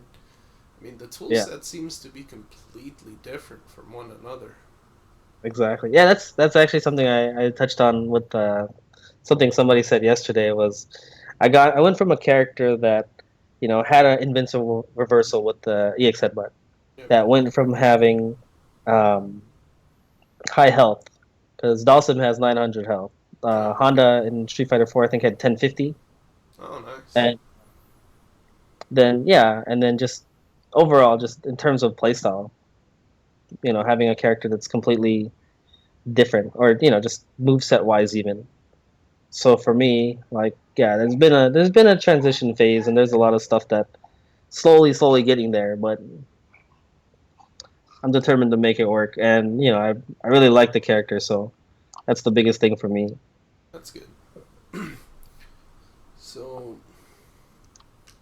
like, out of the 8 people that you're training with, are any of those guys somebody that you would consider one of your rivals currently? Um Or is it more I don't know like if just they'd a be training crew? I don't know if I'd really consider one of those guys my rivals. I mean, um I played them in tournaments. Yeah. And it's always one of those things where it's just like we're gonna put up our best, and you know, whoever wins wins. Yep. So I don't know if I would consider them one of them my rivals right now. Like Okay. So is there somebody in specific that you're trying to gun for then? as of right now, yes, there's a Ryu player from Tucson that I've been losing to. It goes by Trellix, Oh, okay. and he plays a very. I think Street Fighter Five kind of fits his style better because he's very kind of gung ho. Like he goes in. Oh, okay. And in Street Fighter 4, like, I had a lot of health to back me up. I had anti-airs, Yeah. the headbutts and stuff like that to kind of keep that honest and, stop him from doing that kind of stuff. In Street Fighter 5, like, it's been really hard because Ryu's got that stupid jump short that beats, like, everything in the game. I fucking hate that move. Yeah, And I have a DP, so don't feel bad, bro. so it's just like, my problem, like, when Street Fighter 5 first came out, I felt like I had, like, my mobility and my movement and stuff. I was doing pretty well with that, and I felt my anti-airs were lacking. So then there was a big focus on improving my anti-airs. And when I did that, I ended up losing the movement part of my game. Like I became more grounded, trying to anti-air people and trying to win that battle. And then I would still lose because my anti-airs, my stand jab or whatever, my back strong is losing to that jump short or whatever button he's choosing to do at the time, or just jumping in general. Like I'm losing that battle. So for me, that's been really frustrating. So I've been trying to kind of dial that back and focus more on kind of using my movement as my anti-air Oh, okay. and trying to change spacing, trying to kind of dictate the way things go. Yeah. That's a pretty good way to do it, because, since I've started playing the game, I've noticed that even though, like, I'm pretty decent at using DP, Yeah, but it's very, very dangerous in this game. So I've been yeah, trying to find ways to, like, minimalize the risk of getting crush countered, because those crush counter combos are a pain in the neck, dude. They hurt. yeah, But yeah, Rya's rushdown though is pretty ridiculous. Like, I've been thinking about making the switch to Ryu, but I yeah, really can't practice that much, and I've already invested so much in Ken. I really yeah, like Ken's mobility. yeah, Um, yeah, that's kind of funny because, when I think of Honda, he's kind of more rushdown for when I think of him. Whereas Yeah. Dalsum is just spacing and trying to keep you out. Yeah. Well, see, that's one of the things too. Is like that's the Street Fighter 4 Dawson, and like that's how I'm used to seeing Dawson. Is like that's how you play Dawson. Is you kind of keep people out. Like you're supposed to play this fireball zoning game, but in this game, like that's really hard and really kind of predictable in a sense. Yeah. So I mean, what I've been told a lot is like I've been pretty much the only one that doesn't kind of go crazy when I play Dawson. And to be honest, like I think I need to change that. Like I mean, I know I need to change that because playing defensive, like it only works to a certain point. Yeah. Like you know what I mean? Like there, like there's this like old school player here. He plays Mika, and he would jump at me all the time, right? Yeah. And I would anti-air him. 80% of the time I was doing pretty good. But a stand jab, this and that, it's only going to do so much damage Exactly. and kind of just put me back in the same situation. Yeah. So, like, and what he told me is like, well, I'm going to keep jumping because once I get in, the reward is that much higher. So I'm kind of going away from this. I need to anti this person. I mean, it's still there. Like, it's still an Yeah. important part of the game. But instead of, putting myself in the position to trade or lose that situation, I might as well just, you know, get out of it completely if I can. Yeah. Change the situation to something that's more favorable. Exactly. Yeah. That and then like the other thing I've been working on is like anti-air teleports, like an instant air teleport. Oh, okay. Because it puts them in a mix-up Nice. when they're offensively minded. So like say for instance, you want to jump roundhouse and it's in your mind to jump roundhouse. If I instant air teleport, now all of a sudden you're gonna land and you're gonna be in a 50-50. Because now you have to guess where I'm going, Yeah. right? Nice. That sounds dirty, bro. Yeah. Well, I'm glad I don't have to deal with that right now. Nice. well, I can be a scumbag when I want to. We actually entered a tournament with me and two other friends as two scumbags and a gent. Or I mean, two gents and a scumbag, Oh, and okay. like And you were the scumbag in this no, one? no, no, no. The mindset was people are gonna ask who the scumbag is, Yeah. and that's our thing. It's just like any of the three of us could be a scumbag at any time. So now it's up to you to figure out who's that person's gonna be in this team tournament. The mix-ups are real.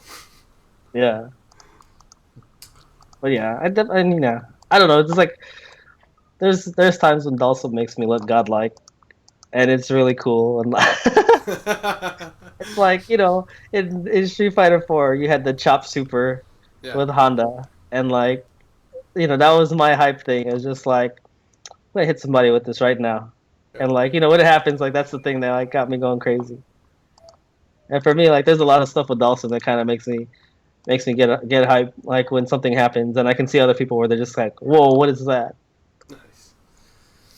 Yeah, I mean, when I looked at those mix-ups that you posted up, I was like, man, I don't even know what to do with these. But, I was still kind of getting started with the game, so I've been rewatching a lot of footage that I've watched before.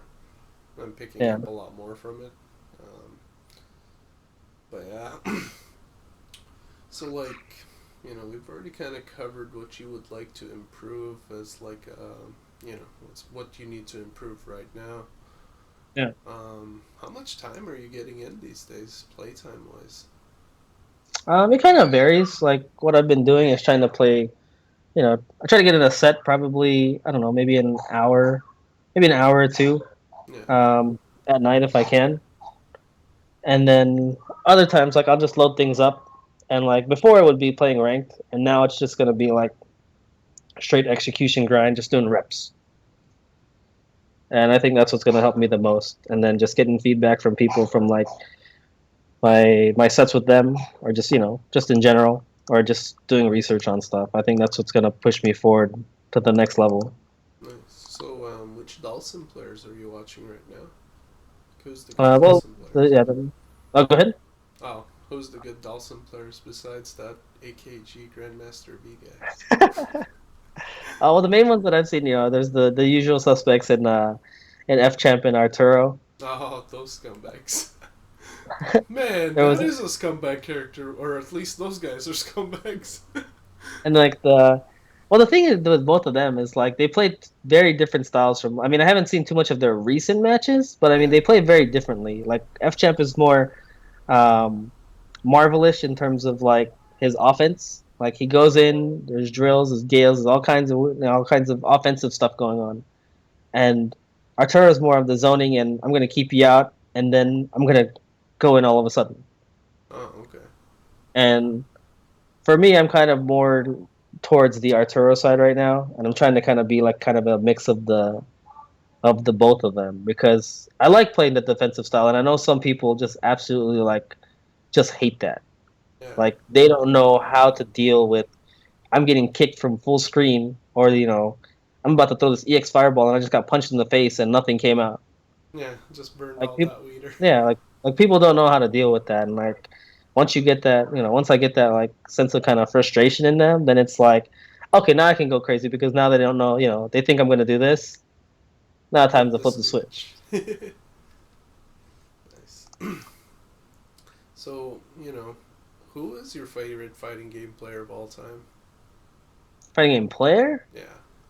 Do you I have think one? I'd have to go. I'd have to go with. I don't know. I think I'd have to go Daigo or Mike Ross. Mike Ross, Oh, just in terms of the people's champ. yeah, yeah, just playing Honda, and like I even played like the same Marvel team as him in Marvel 3. I have You're such a like fanboy, bro. it wasn't even by like I just picked the same characters, and then like I remember seeing a stream and like he had picked Hulk, Storm, and Sentinel, and I was like, wait, that's the same team that I kind of just put together right now. Because like in Marvel 3, like that's not a game that I play, so it's just Yeah. like when I was playing it, like I just thought it was kind of funny because people said the same thing.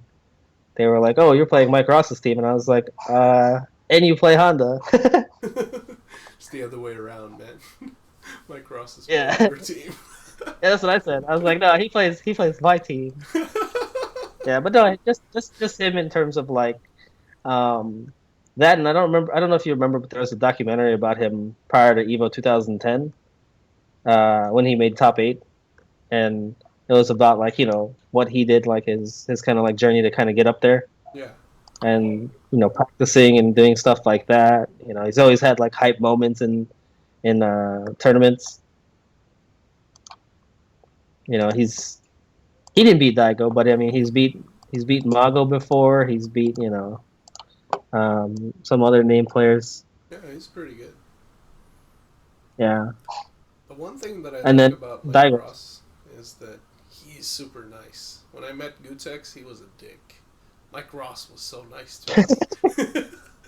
Man, what were you saying? Yeah, Mike Ross is cool. I think I met him twice. Oh, Twice? Yeah. nice. Yeah. I met him at the Rio World Buffet. I had just studied my data, so I was kind of tired looking. And man, he saw the look in my eye and he just had this biggest smile on his face, dude. And that right then and there I was in love with Mike Ross. He was super awesome. Yeah, that's the first time I met him too. It was like they signed the shirts at the time. Oh, It was him okay. and Gutex when they're doing the shirt signing. Nice. And then the other time was at E3. Like I had because did you hear the story about the E3 thing? Like how I won that? No. Because what happened is like they saw some Twitter contest from SRK, right? And it was something about like, what are you gonna do when Street Fighter V comes out? And I said something about like teaching my family how to play, or my kids, or something like that, right? Yeah, it was just like I think it was just one of those random draw contests, or maybe it was like first few people to reply. And I sent it in. I sent in the reply and thought nothing of it.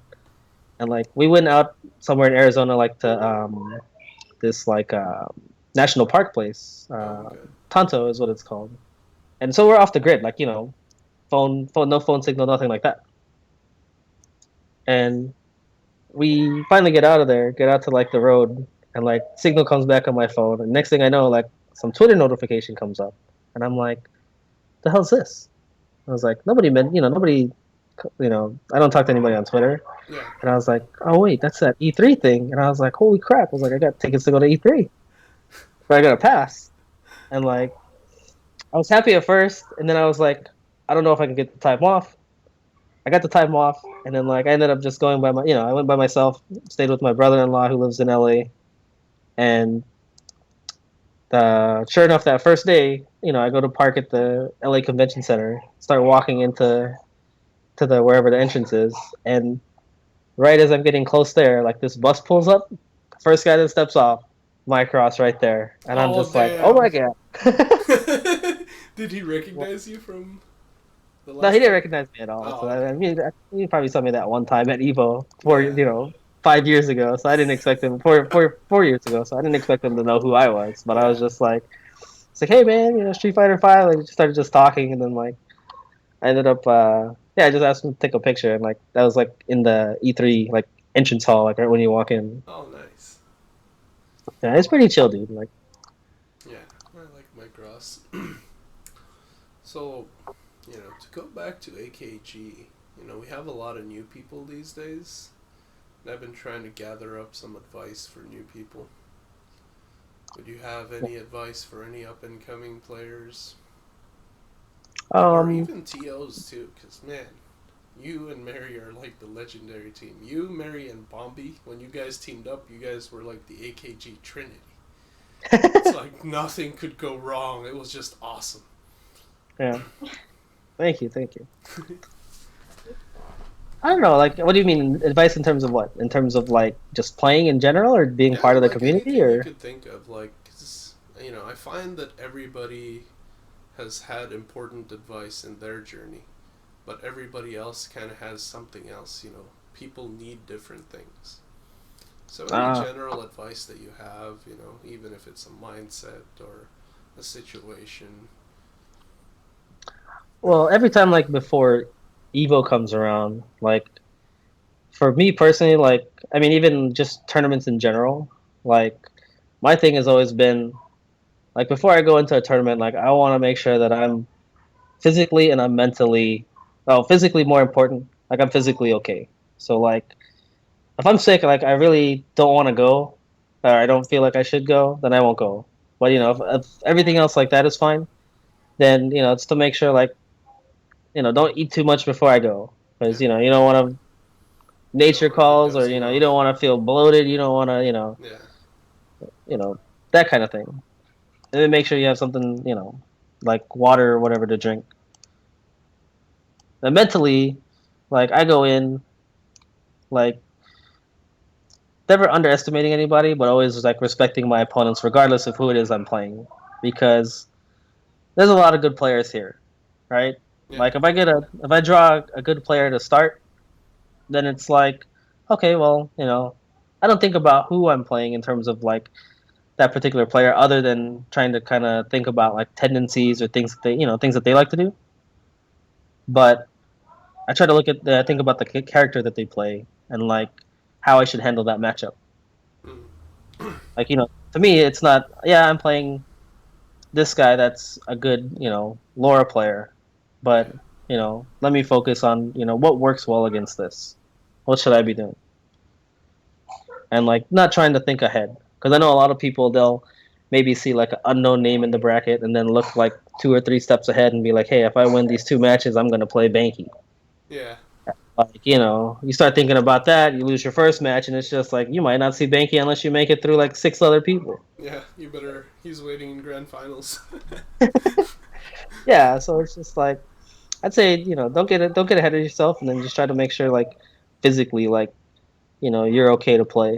Yeah, Because some people will just like they'll go and be like, hey, I'm gonna go eat at this buffet, and then let me go play in a tournament, and just like, God, I feel like crap. yeah. That's pretty good advice, bro. I think it's a good general advice. Yeah, yeah. It's like, I always tell people, like, I got pissed a lot at both the Evos that I went to. I'm not going to name any names, it's a long ass time ago. But Yeah. these guys stayed up and partied nights before bracket. Yeah. And guess what? These guys could have gotten out of pools. They could have played better at least. but they didn't. Some Yeah. of them even didn't show up like on time for their bracket, so they had to miss out on it. It's like I always tell people, especially at an important event like Evo, get your Yeah. sleep, get some food, and you know, make sure you're there on time. You feel good. Yeah. You know, drink or do whatever you like to do before then. But Yeah. it's really important because, man, if you come into a tournament like just a little bit on sleep, actually, I was talking about this on the last episode, where I was telling Ori and Raf that one of my tournament strategies is to talk to everybody. Yeah. Before the matches started, I've already felt everybody out. I'm like, hey man, how are you doing today? I'm like, oh, you didn't sleep. I'm gonna zone this guy out. It's for you, bro.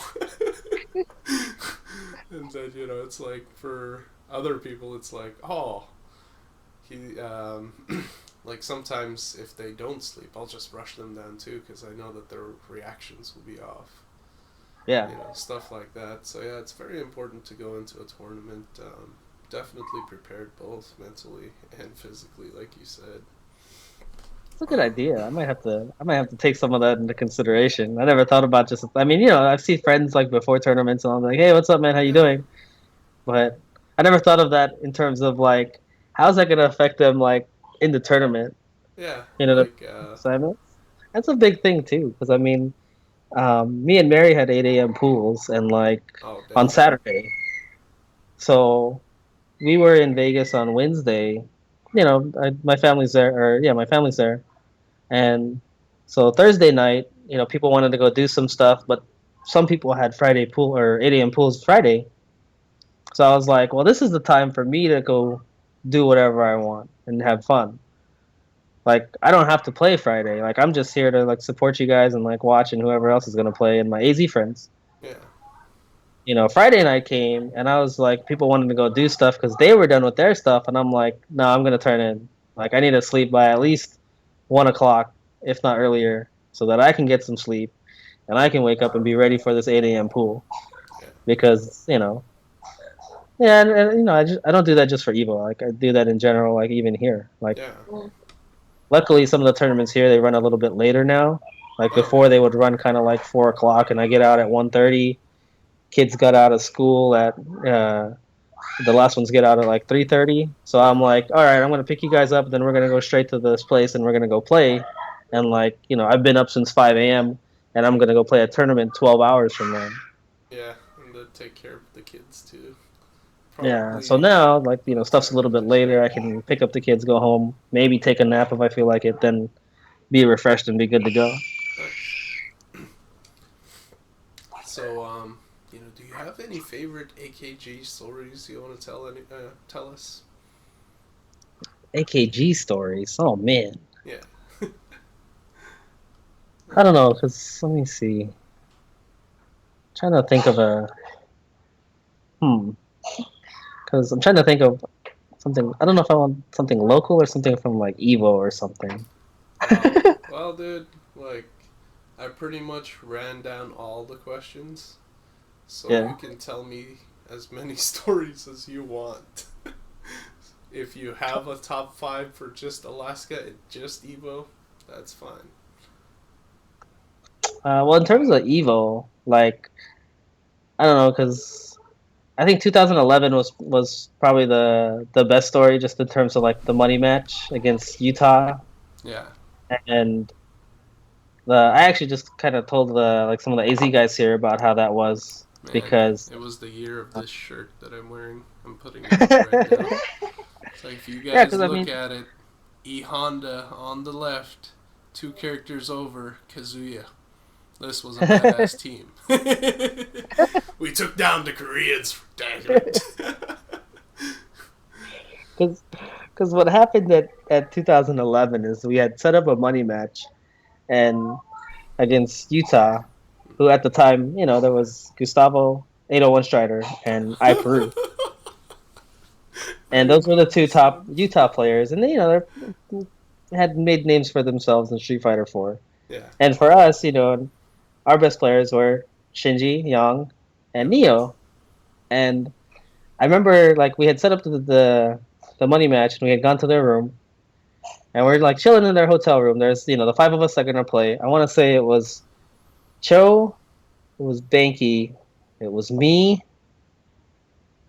and I can't recall the other two. I want to Maybe say Ori? Ori. Yeah, Ori played. I'm 100% sure Ori played. And I don't know if it was Bombi or somebody else. Because I remember we had like a little powwow in like one of the rooms, and we were just like, "Who the hell's gonna play in our money match and do all this other stuff?" Or maybe that was, yeah, I think that was you. Yeah. Actually, I was there for that. Yeah.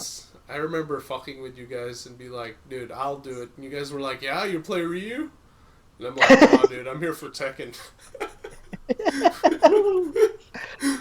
But anyway, like I remember being in that room in the Utah room, Yeah. and those guys are up to play, and I guess we got word that Young and Neo weren't going to show up, so there was a little smaller powwow in there about whether or not we should continue. Do you guys want to play? Do you guys want to play? And everybody else was for it. Like, there was nobody that was like, no, we don't want to play no more.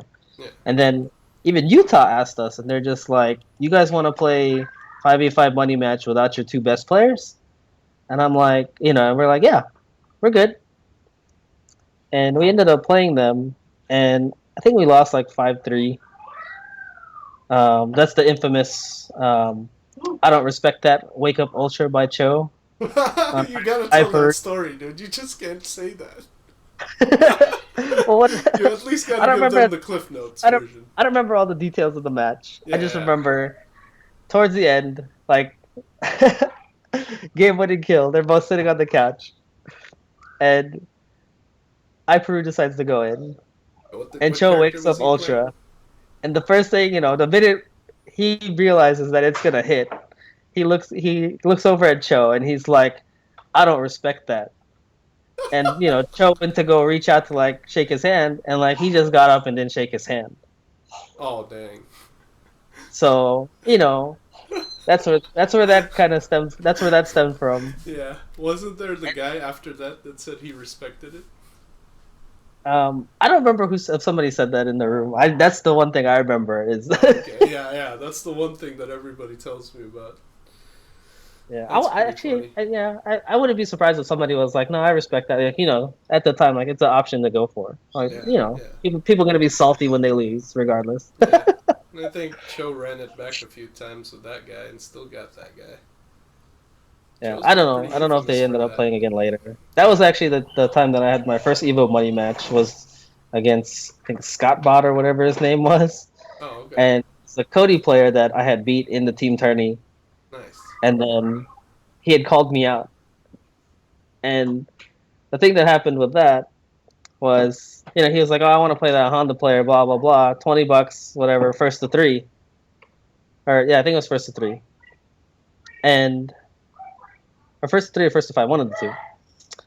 But anyway, like he calls me out. So I'm kind of like put on the spot, and I was like, "Sure, I'll play you, whatever." I'm pretty confident because I beat him in the team tourney, and like he didn't show me anything that I was particularly impressed with. Or he played Cody.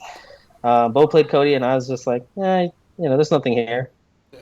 So I decided to play him, and like before the match, I guess it was his birthday, and Gustavo said something to him like, "Oh, this win's for you. Happy birthday." And I'm like, okay. I think that was after the team win, but before the money match, that kind of thing. Yeah. So we sit down and play, and mentally, all I'm thinking is, I'm about to pull out all the bullshit that I know, and see if he knows how to deal with any of this. And the one thing that I remember, other than him throwing his stick after he lost, was the very first match that we played. I hit him. Oh no, I did it like a super. I was trying to catch like a fire, and he blocked it. Right? Yeah. So immediately, ultra right after, and super is like -6. So of course, he presses a button, gets hit by ultra, And like, AKG's like, oh, whatever, and they're like, everybody's all hyped up, like you just got hit by some bullshit right now. So I knew right off the bat that, it was kind of early to pull that off, but I was like, I'm going to mentally break this guy like right now. And I think he might have won one round or one game in the set. Wow. And then like I blew him up with like EX headbutts the whole time. Like he was, his It block wasn't strings really- weren't clean, nothing like that. And I was just like, Yeah. ended up beating him. He threw his stick on the ground and like stormed out of the room. And I just remember like his girlfriend or whoever it was, his wife at the time, just ran after him. And I was like, picked up my $20 at the table, and I was just like, all right, I'm good. Don't care if the customer is satisfied or not, as long as he gets paid. Yeah, I was like, I'm done. Like, GG, homie. Man, yeah. I think I already told people that story where the guy in my Tekken pool, he was an Ana player. And I noticed that he had gaps in knowledge, just like what you were describing. So I'm like, yeah, I'm just going to keep doing this because it's going to be an easy win. As soon as the match is done, he pulls out his cord and throws his controller towards the wall. And you've been to Evo, so you know what it's set up like. We were at a station kind of towards the wall. He threw the controller about 20 feet to the wall, and it bounced all the way back, and somebody on the other side found it. I was so scared. I thought this guy was going to kick my ass in real life, so I started helping him look for his controller and stuff, and man, I'm so happy that they found it.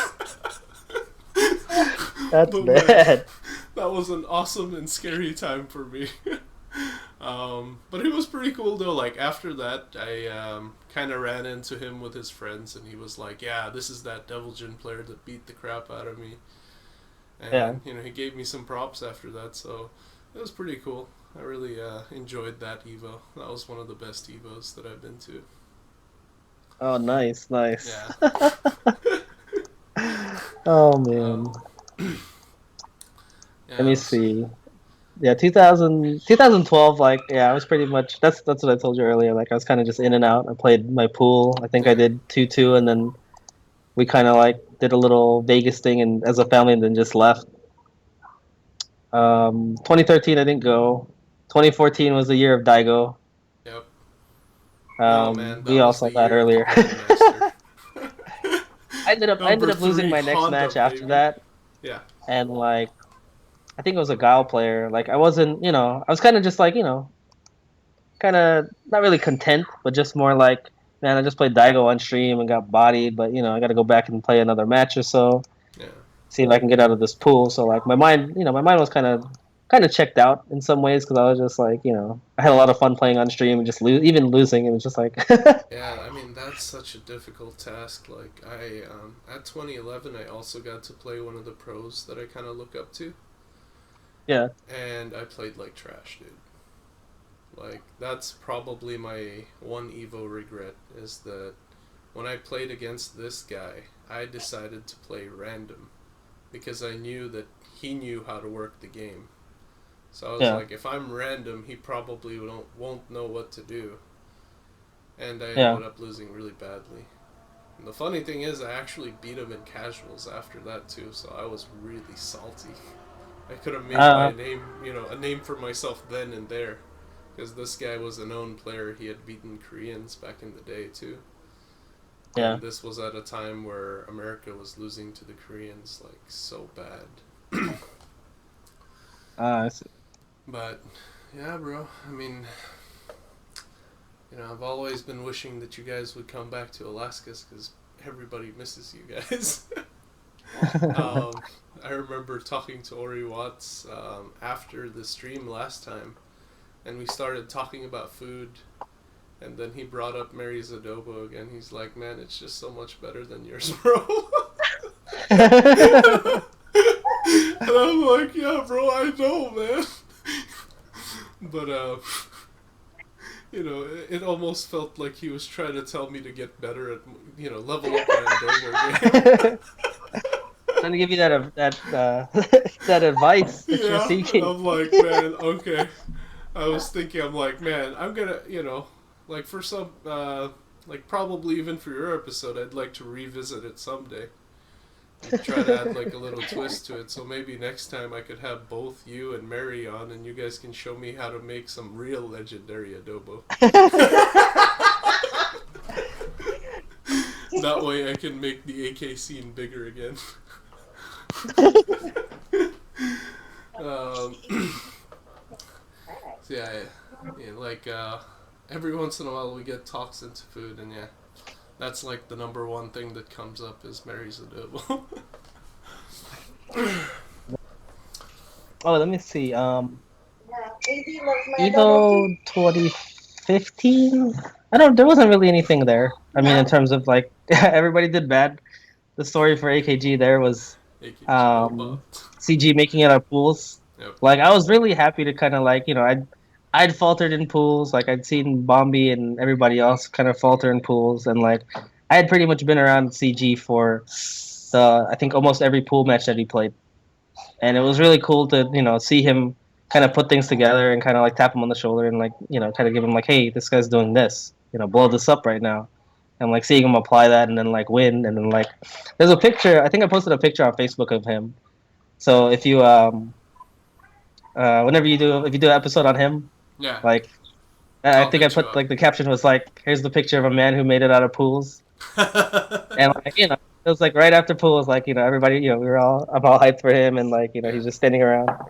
Yeah, he's so that was pretty cool. On the schedule too, but actually I don't have anybody lined up after you. This is kind of like my last weekend on vacation. So okay. I might take a week off after this one, but CG's on the list, and the list keeps getting shorter. I didn't realize that I've done. You're episode number 8, dude. 8? Oh man, yeah. I know I've been kind of like, because you've been running kind of late here and there, so it's like I've seen a few here and there, and then I think I caught a couple on YouTube. Yeah. I still need to watch some of the other ones. Yeah, dude, they're all pretty good. But if you watch episode number 4, you actually have to watch it. The rest of them you could just kind of listen to it. But episode number 4, you have to watch it. I think the other ones I'll probably try to listen to at work, because I work in chat support, so I can kind of just sit there with my headphones and just kind of tune in. Dude, that will kill 3 hours of your time easy. Yeah. Or at least 2 hours. Like, let's see. Yeah, this one is going on 2 hours. Or actually, past 2 hours, yeah. Yeah, just over. Yeah. Alright, so before I talk about, I don't know, I'm still trying to think of some other local AKG story. Yeah. But my EVO 2016 story this year, or for EVO this year, was other than, I mean, I made it out of pools, which was kind of cool. Hadn't made it out of pools any other year. So was this your first time out of pools? Yes. Huh. And I mean, there's a lot of people there too. So I mean, some people were saying like, pools are watered down because there's not as many players. But it's like, those guys, bro. Don't listen to like, those guys. You can't say that. I mean, there's, you don't know who's out there. Online warriors, people are gonna make them a name for themselves regardless. Yep. And it's biggest tournament in the world. Yeah. But the story for 2016 was, I'd gone to my pool, and I had kind of looked up some people, but not really. And the only name I looked up was my first one, because that's, I gotta get through this guy if I'm gonna go any further, right? Yeah. So I look up this guy's name. His name is Meat Body. And I look him up on CFN, on Capcom Fighters Network, and I see he's a birdie. And he's like a bronze birdie, but, I can't take online rank too serious, because I'm like, maybe he played a couple matches and stopped. I didn't even bother to look up the replays. I was just looking for characters. Oh, okay. Right? So I just had it in my mind that I was going to play a birdie player. So I went into my pool, and Mary's at a different pool playing her match at 8 o'clock. So, she comes up to me. I'm waiting around, just kind of getting a feel, watching people play casuals. I didn't even want to sit down and play. I just wanted to, like, check in and then just kind of watch who was sitting at my pool playing to kind of, like, see who they're playing, their characters and stuff. So Mary comes over, and she's nervous because she's like, oh, man, I didn't think I was going to be nervous. Now I'm nervous. And I'm just like, you're fine, you'll be fine. And, she goes back. Then she comes back and she's like, I'm gonna pee my pants, and I'm just like, what? And like I'm confused because I'm like, what the hell are you talking about? And she's like, he just queued me up for stream, and I'm like, what? And I kind of like had this like smirk, and I kind of like laughed about it because I was like, are you serious right now? Because we're playing pools at the same time. I was just like, I want to be there for your pool, but I'm like, I need to play right now. Like I need to be focused here. And luckily, I had a friend that came over, and I Facebook chat and whatnot. I'm like, hey, can somebody come down here? Mary's about to play. She needs, you guys can kind of just help her out and whatnot. Yeah. Yeah, so I mean that was cool, but I go to like my first pool match gets announced, and I sit down and play, and this guy's got like 3 or 4 people behind him. None of my friends are awake. They probably went to go party. Every AKG, nobody's awake in AKG. Nobody. I didn't see anybody from AZ other than my one friend that said, "Hey, I'm coming. I'm down here with another friend," and he was in the area. But there was nobody else around for my first match. But this guy, the guy that I played Meat Body, he had like 3 or 4 people behind him, right? Like his family. They had shirts, Meat Body shirts. And I'm like, oh man, maybe this guy's like, it's cool. Like I know what that feeling's like. You got the support and whatnot. Yeah. And like I started playing him, and I'm just like, there's like 2 or 3 birdie players here that I play regularly, so I'm really comfortable with the matchup. But I think it's in good favor of Sim, and I just blow this guy out of the water. So the first match, like, his family or whatever, his friends are all rooting for him. Like, let's go, Meat Body, blah blah blah. They're all hyped up. Then like that feeling of them just like quieting down as I beat him, and they're just like, and they couldn't say anything, right? Yeah. So I'm feeling good because I'm just like, you know what? I just silenced the crowd. Like his whole family is just like done. Just like Jordan at the New York Square Garden, bro. Just killing him. Yeah. So what I did, like, oh no, this was actually later, but I ended up playing my second match. That guy, he was okay. It's like a Cami player, kind of let me get away like unpunished on a lot of stuff. And like as you guys say, like if they don't punish it, it's safe. That's an Andrewism. Yeah. So I played that guy. The my third round matchup, I actually got a bye because the 4 players, there's 16 players in the pool. The 4 players above my section, like the third group of 4, nobody showed up. And that was where one of the Japanese players was that I was concerned about because I was just like, I don't even know who the hell this guy is. He's Japanese though. Yeah, so I was just like, yeah, I mean, maybe not everybody there is godlike, but I mean, somebody to think about. And nobody shows up. Nobody checked into the pool. Yeah, when it's a Japanese player, you can count on 2 things: really good Street Fighter, really small dick. Keep going. I'm like, there's not enough dick jokes in here. I gotta squeeze a couple in. So like, I get a bye for the third round, right? Because the pool judge is like, there's nobody here. Nobody checked in. I've called these names. I'll see if they're around, but there's nobody here to play you for your third match. So you're gonna go into winners finals. Nice. And like, I had watched the winner, the guy that was potentially gonna come in. It was an Alex player. They had played an Alex Mirror, so I was like, okay, well, I'm gonna play Alex. And I had my friend there, and he had helped me watch his previous match, and he's like, gave me some advice on what he likes to do. And I ended up winning that match. And then, I'm really happy about getting out of pools and winners. And then, so I was looking at Twitter earlier, and every now and then, like one of the Evo Twitter accounts or whatever was mentioning who had got out of pools. So I was like, oh yeah, let me go look up my name and whatnot, and find my tweet, or them tweeting my name, so I can retweet it, and I can retweet that as, hey, I got out of my pools. Yeah. And when I did a search for my name, I found a tweet from somebody responding to Meat Body, and I'll post it to you here in the chat if you want to look at it and post it on the stream. Okay. Oh yeah, Jason has a message for you guys. Oh, is that Jason Lee? Yep, that is Laser Wang. Yeah, we miss you guys too, man. I don't know when I'm gonna go back up there. I kind of like, it's kind of hard because like vacation wise, like Evo is something that I want to go to every year. Yeah. And that's when I can see a lot of Alaska. Yep. And I mean, Mary has all of her family up there, so I mean, we have to make a trip up there eventually. I just don't know when. So it's just like, it's just a matter of time. I just don't know when I'm gonna come back. But This I'll is let the you guys know for infamous sure when tweet. that is going to be, because Yeah. we need to run a gauntlet or something. Well, dude, it's kind of a big family thing too. It's like I've been wanting to go home to the Philippines for a long time, but it's $2,000 a person. So, traveling in a big crowd is really difficult. Yeah. But You yeah, see, I mean, yeah, we have a family of 5. so So I those was like, I guys don't know are. if you're gonna post the tweet here. Oh, I got it up right now. That's on the. It's Oh, hold on on, it's a the. little delayed. Yeah. But but anyway, I looked up my name and I saw AKG Grandmaster B is going down like a sack of bricks, and I started laughing. And like, you can see his tweet is from the 15th, and I think Evo was on the 16th. Yeah. Oh, No, really? so it was on the 15th.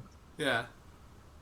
Yeah, so I saw that tweet, and I never replied back to it because I was thinking, maybe I shouldn't say anything. And then when I got back to work, one of my coworkers was like, "You have to respond to that." Okay. Oh. Oh So that's why I man, ended up my saying computer something. kind of froze up. Oh. Okay. Yeah, and then it turns out that because I know his Meat Body's family was recording matches, Yeah. so I asked like, "Do you have my match recorded?" And he said something like, "I'm beating." Oh no, I beat him too quickly. So his brother didn't have time to like, I guess, get the camera turned on for the first full match. Like it was already over by the time he was like, "Oh shit, I should record this." All right. It's kind of small, but let me try and No, blow I can this see it up. now. Okay. Cool. Is this? Yeah, No, it's no, just no. a delay there, That's not the but one. it's all good. Oh, there it is. Okay. Sorry, I'm still a scrub. I'll need Yeah, another that just made me tutorial laugh from Bobby. seeing that. Especially after I qualified out of the pools, I was just like, really? I was like, that guy? Or wait, is that the same one? Nope. That. Oh yeah, that's the reply. Yeah, I got it up now. Let me move it so that the chat isn't covered up. But yeah. Oh. So they must have been pretty embarrassed after that, bro. Yeah, I'm sure they were. I mean, I didn't want to go in too hard because I was just like, Yeah. it's what it is, and like, it's just his friend trying to like support him and give him help. It's like that's kind of something that we would say too. Like I remember watching Neo fight Alex Valle at I think it was Evo 2011. They were playing a money match. Yeah. And I was really torn because I'm such a big Valle fan, but I'm also, AKG, and Neo is my homeboy.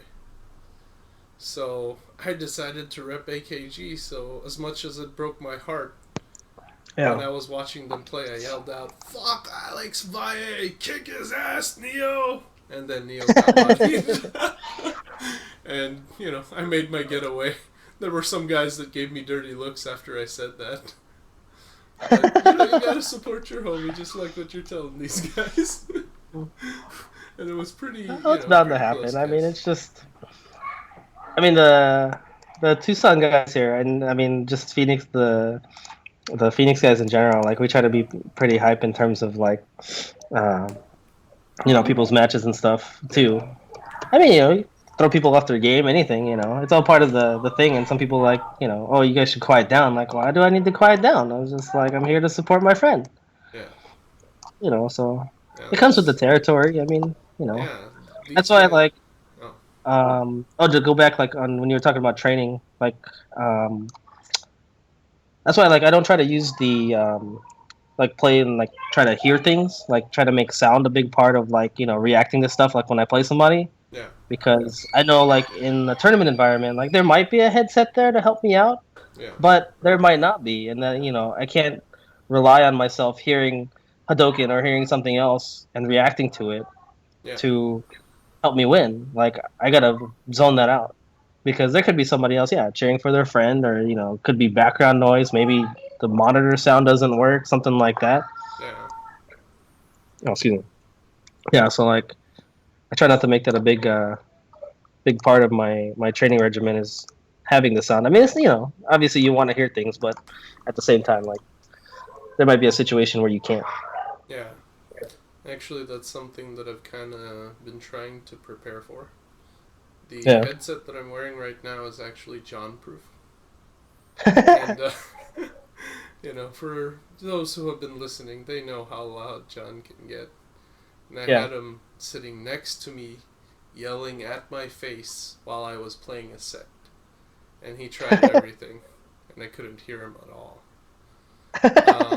But I was doing that type of training because there's a group in Tekken mainly known for how badass they are, the ATL crew. You know, they're the best, one of the best communities in Tekken in America. And the scary part about fighting one of them is the crew. They all watch each other's matches, and they might even shake your chair while they're cheering for their buddy. And they're talking mad shit. Like, if you ever get to hear any of their videos, they're like, oh, screw this guy, you know, make him eat a dick, or something like that. Yeah. So I was trying to get ready for trying to play one of those guys because, you know, eventually if you want to do better, you're going to have to prepare for the top players, you know. Try to take, one does not simply take out Alex Vi or Daigo. You know, same with like Tekken players. A lot of these guys are pretty badass, but that crew in particular was the one that I didn't want to play at all because of how loud they are, and that really distracts me. Like, I don't need to hear the game, just like you, but I need to be able to hear myself think. That's why usually, like, when I go into a tournament, I have my headphones on and I just blast it all the way up. Yeah. So yeah, I know what you're saying about trying to avoid that, because that can be really detrimental to your tournament life. Like, if you're not used to having, like, the background sound. Yeah. And, I just try not to rely on it, that's all. Yeah. That's pretty good stuff, bro. So yeah, I'm pretty much out of stuff, man. Is there anything else you wanted to bring up? I was trying to think, because I mean, the one thing before was just the money match between us. I was going to ask if you remembered that. Oh, yeah, dude, I remember. I mean, yeah. Alright, do you remember this? One time you came over here and you lost one of your Velcro straps. And I never ever found that Velcro strap, dude. I have cleaned this place, I have moved everything. And I've always wondered about the mystery of Grandmaster B's missing Velcro strap for your stick. I could actually use one of those right now. Yeah.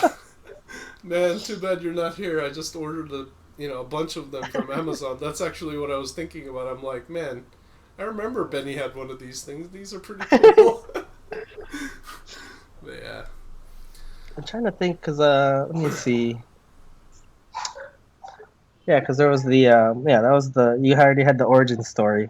Oh, actually, one thing that I wanted to bring up too was the time that we were rivals. But there was also another legend, there are many rivalries in AKG, and some of them are legendary, just kind of like me and you. But the other legendary rivalry that was going on at the time was Neo and Yang, and they were team rival. And I think you were actually the one who approached me, and you were like, do you want to team up for this event? It was an event here at the dojo where we were doing 2v2 teams. And I actually don't even... do you remember this one? Where, I remember teaming up with you. Yeah. And we beat the Koreans, as I remember, I had to put in the work during the pool session, like the pool area of the tournament. Like, getting into grand finals was kind of my job, because you were playing cold at the time. Yeah. Just as soon as I ran out of steam, it's like you had all the power, Basically, I felt like I was like Piccolo or Vegeta, where you guys just, you're just charging your Kamehameha on the fucking corner over there, just waiting. And, yeah, I mean, you took out both the Koreans. I remember asking you, it's like, dude, which one do you want to play? And I don't remember which one you picked. But I told you that I can only tire out the other guy. And I brought it down to the last hit, but I knew that, that was a hard match to win. I just didn't have any more energy at that point, but Man, that was such an epic win for us, you know. The AKG daddies, I think we signed up as. Yeah. So that's right, AKGs. We're still your daddies. You just don't know it. No, now I remember that because there's a video somebody posted. I think it's with Swamp and some other people there, and like we were playing on the projector, right? Yeah, yeah. Yeah. See, that's the thing. I thought I was at that tourney, but it had to be the other one that you're talking about because I'm nowhere to be seen in that other video, and I'm like, I was there for something, and I remember like playing and like Oh, we actually, won, but that I one can't that find any footage of it. yeah, the one that you found is actually the 7v7 one. Ah, okay, okay. Yeah, it's either that or the 3v3 because there was also a 3v3. Oh, okay, I got you. Yeah, because I was in the back of my mind, I was thinking that there was something because I remember at the dojo, but like I could never find. I know I didn't know if there was footage of it at all. I just remember there was something like that, and now that you bring it up, like yeah, I remember that now. Yeah, dude. That was one of the crowning glories of my Street Fighter career, you know, because when I started in Street Fighter 4, the first person that I had to fight that was a real fight was Yang. Yeah. But I realized just a little bit into the match he didn't know what to do with Tatsu. So I beat Yang by spamming Tatsu, bro. And then I had to fight Neo, and then Neo I had to fight straight up. He ended up showing me that Chun-Li can punish, Ryu's fireball. Yeah. But I think my partner at the time really sucked. So I had to carry that team. So, when it finally came down for the rematch, even though I wasn't able to pull it off in the end, you did. And I was happy with that. I'll take, like you said earlier, I'll take any victory I can get. Even if my homie has to do it for me. I mean, I did half the work. You did the harder half of the work. Yeah. That was pretty awesome. I think, I can't really remember all of our money matches, but they're all pretty good, dude. Like, I don't even remember what the, I think we played 5 or 6 of them. Yeah, I remember there was a few because I kept on wanting. It was good practice, and like I said, you were one of the players that was just keeping up with me and staying at that level, and it was good competition. Yeah. Now, it's funny. Jason brings up in the chat right before Super came out, because I don't know. Were you there at the midnight release tourney of Super at Plane Trade? Can't remember. Yeah, I don't know if you were, because the one thing I remember is that was when I guess there was a PC leak or whatever, and I remember 2 days before, a couple days before, something the Kitches had it, and I remember going to their house and playing for a little bit or whatever. Yeah, yeah. And then went to the midnight release at Super at Play and Trade, and at that time I kind of started finally coming into my own. That was after I think right around the Anthony Johnny time when I had beat them. Yeah. Then that's when Honda got the one frame Super or the one frame Ultra 2. Yeah. And the one thing I remember from that is I think I went on a 25 game win streak and nobody beat me that night because they didn't know how to deal with that, and I was laughing so hard. Because one of the few times Capcom did something right. Because I remember all those times that I had lost to Johnny and the empty jump the empty jump ultras and mashing ultras between people's block strings or their combos hoping that they drop, and now here I was and I have that power now too. I was just you better not drop this combo because guess what? You're about to get Ultra 2 right now. The Orochi breaker. Yep. It's gonna break your Orochi, even though you don't know what that is. Oh man. That's the one thing I remember from Super, other than Honda was really good, and I remember doing well in some of the tournaments for Super. Yeah. When we went to the Crave in Eagle River. Yeah. That was the legend where the legend of Doomsday grew. It ended tournaments in one day, then forever disappearing. Oh, the one fact, yeah, I think that's the highest I placed was second place at the Crave at one tourney. I had almost, I think I reset Neo and then I lost.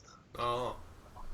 And then after that, I think the best I did in Alaska, and other than that was I think we started like the playoffs for the Ranbats. Oh yeah. Playoffs. Yeah, I did. I think I beat John in like the first round. And then I played Neo and I almost beat him, and then I lost there too.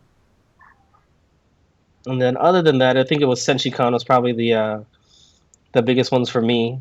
And Oh, like nice. down here in Arizona, like the con tournaments, they're not the top players don't go to the top con tournaments. It's the con attendees, and you might get 5, 6 people that from the FGC that play seriously that'll go there, right? Yeah. Want to get some free So money.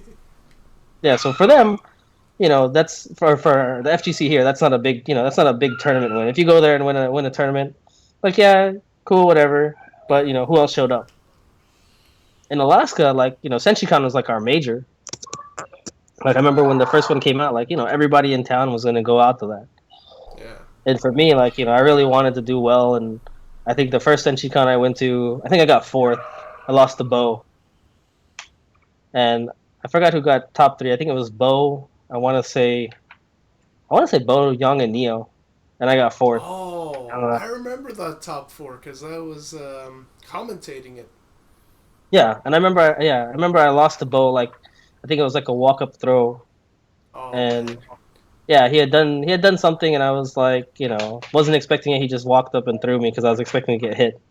Yeah. So I mean, then the Senshi-Con after that, like my goal was to make top three and to go on stage, and that's the time that JTM was commentating those matches. So I mean, it was really loud in there. There was people tuned in, The and that guy could legendary get pretty hype. JTM. Dude, that guy is an awesome hype man. He will Yeah, get you and those, hype for anything. go ahead. Oh, Yeah. JTM is the bomb when it comes to hype. yeah, but that tournament, I think I had played. I don't know who I. Oh no, I lost to Neo. Ah. Is who I was. I played Neo. Like I think I won like a couple matches. Played Neo, then I lost to Neo. Then in losers, I had played Julian. And those Oh, matches are on YouTube, I think, on the Alaska Mr. Gamers One channel. More. But they're not. I don't think they're labeled. I think they just have some random number.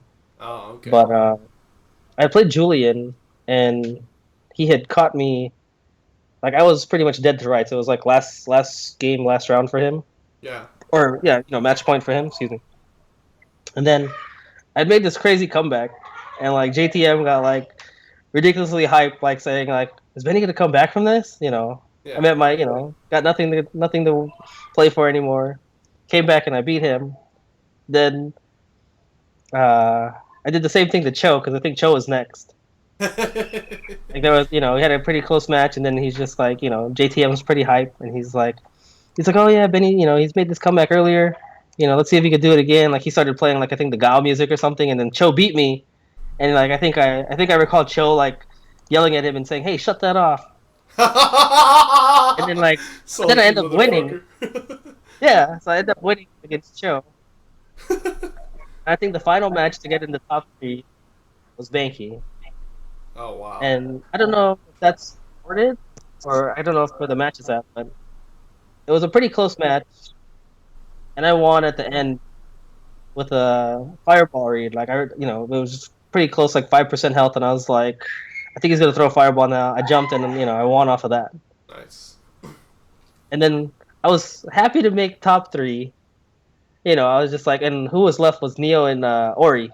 Oh, okay. And I was like, all right, my goal was to make top three. I made fourth last time and missed out. I'm in top three. Like I was kind of hyped. Like I think Kira or whoever was running it asked me about some information to tell the stream or tell people in the audience. Yeah. And like then there was like a little like hour break in between. Yeah. So then I went to go take the break and chill out and came back to play. And then like I just got destroyed by Ori on the final stage. Like completely destroyed. Like I didn't win a round. Oh damn. And I was just like, I remember just thinking to myself like, all right, here's my chance. Like I get to play in front of everybody, and like I just completely like shit the bed. That sucks, bro. But yeah, there's a lot of heartbreak in fighting games. Yeah. Oh, yeah. Jason mentions the Marvel tourney, the Marvel playing him in Marvel at that tourney, and getting a happy birthday. That was the same time because that's one of the pictures I had on Facebook before as my profile picture. Oh, okay. Uh, was me versus him in Marvel and Yen in the background, like he has his mouth agape, like he's like, "Oh my god, what just happened?" And yeah, I think I think it was like the exact moment that I got the happy birthday and like won the one round I think against him. Nice. Good stuff, bro. Jason is a hard nut to crack, especially in Yeah, Marvel. yeah. He was ended up being one of my biggest rivals too, because like he kind of did the same thing to me. Like I remember initially, like he kind of was like in a character crisis and didn't know who to play, Yeah. and then he found Seth. And like I think I beat him maybe the first time we played because he didn't know what to do, and like Seth's health is nothing, so I was just like, man, this guy's he's dead in no time. Yep. Then he started figuring out all that the setups and all kinds of stuff with Seth, and next thing you know, like I couldn't beat him at all, and I'm just like, man, this is probably how Johnny and Anthony feel right now. Like I can't beat this Yeah. guy anymore. Like he got to that point to where like Honda wasn't a problem for him no more. Yeah. I know how that feels. I was teaching Jason at the time. Like we would talk a lot of Street Fighter, and I didn't really have to teach him how the game was played, but more Yeah. of like how you think in Street Fighter. And there was when I welcomed him to the dojo, I did it with John. We bodied him. I think it was like 30-2 or something like that. It's like, Yeah. welcome to AKG, bro. Banky said he's gonna be here soon, and you're gonna have to ride that train after this one. Yeah. But man, he turned out to be one of the coolest guys, and he's stuck with it. He actually Yeah. won the Tekken event yesterday, and won Yeah. that really bomb steak that I made. I was jealous. That steak was good. Yeah. Oh man. So like, Oh no, see, like I had that. I think when you had Bombi on, I was tuning in for some of that stream, yeah, and that was one of my questions. Was like, what you guys do in terms of like retention for players? yeah, And Bombi was pretty straight out about it, and like you can only do so much. And yeah, like I was hoping kind of to see if he had anything else that maybe some other things that he could kind of give out. yeah, But ultimately it is up to the player, and yeah, Jason's like a perfect example of that in the sense like, yeah, you can go there and get bodied, and then like, you can go home and cry or whatever and be like, man, I'm never gonna play this again and never show up. Or you can go home, you know, figure things out, come back, and beat those people that are beating you, and yep, be competitive. And he ended up being one of the top Street G. yeah, So it's just like it's ultimately going to come down to that person, whether they're competitive, whether they want to get better, yep, and whether they're willing to like take criticism and learn yeah, and move forward with that instead of just thinking, or instead of just being content with where they're at. Like, are you okay with being the best guy in your dorm or in your house? If you're okay with that, then sure, whatever. Don't come yeah, into the tourneys and be salty when you lose, right? yeah, But if you're not content with that, then you better go back and do your homework and come back and do better than you did last time. yep. And yeah, So that's definitely something that Jason's been pretty good at. Always coming back. um, so yeah, well, what are the things that you miss about AKG? I like the smaller atmosphere in some senses.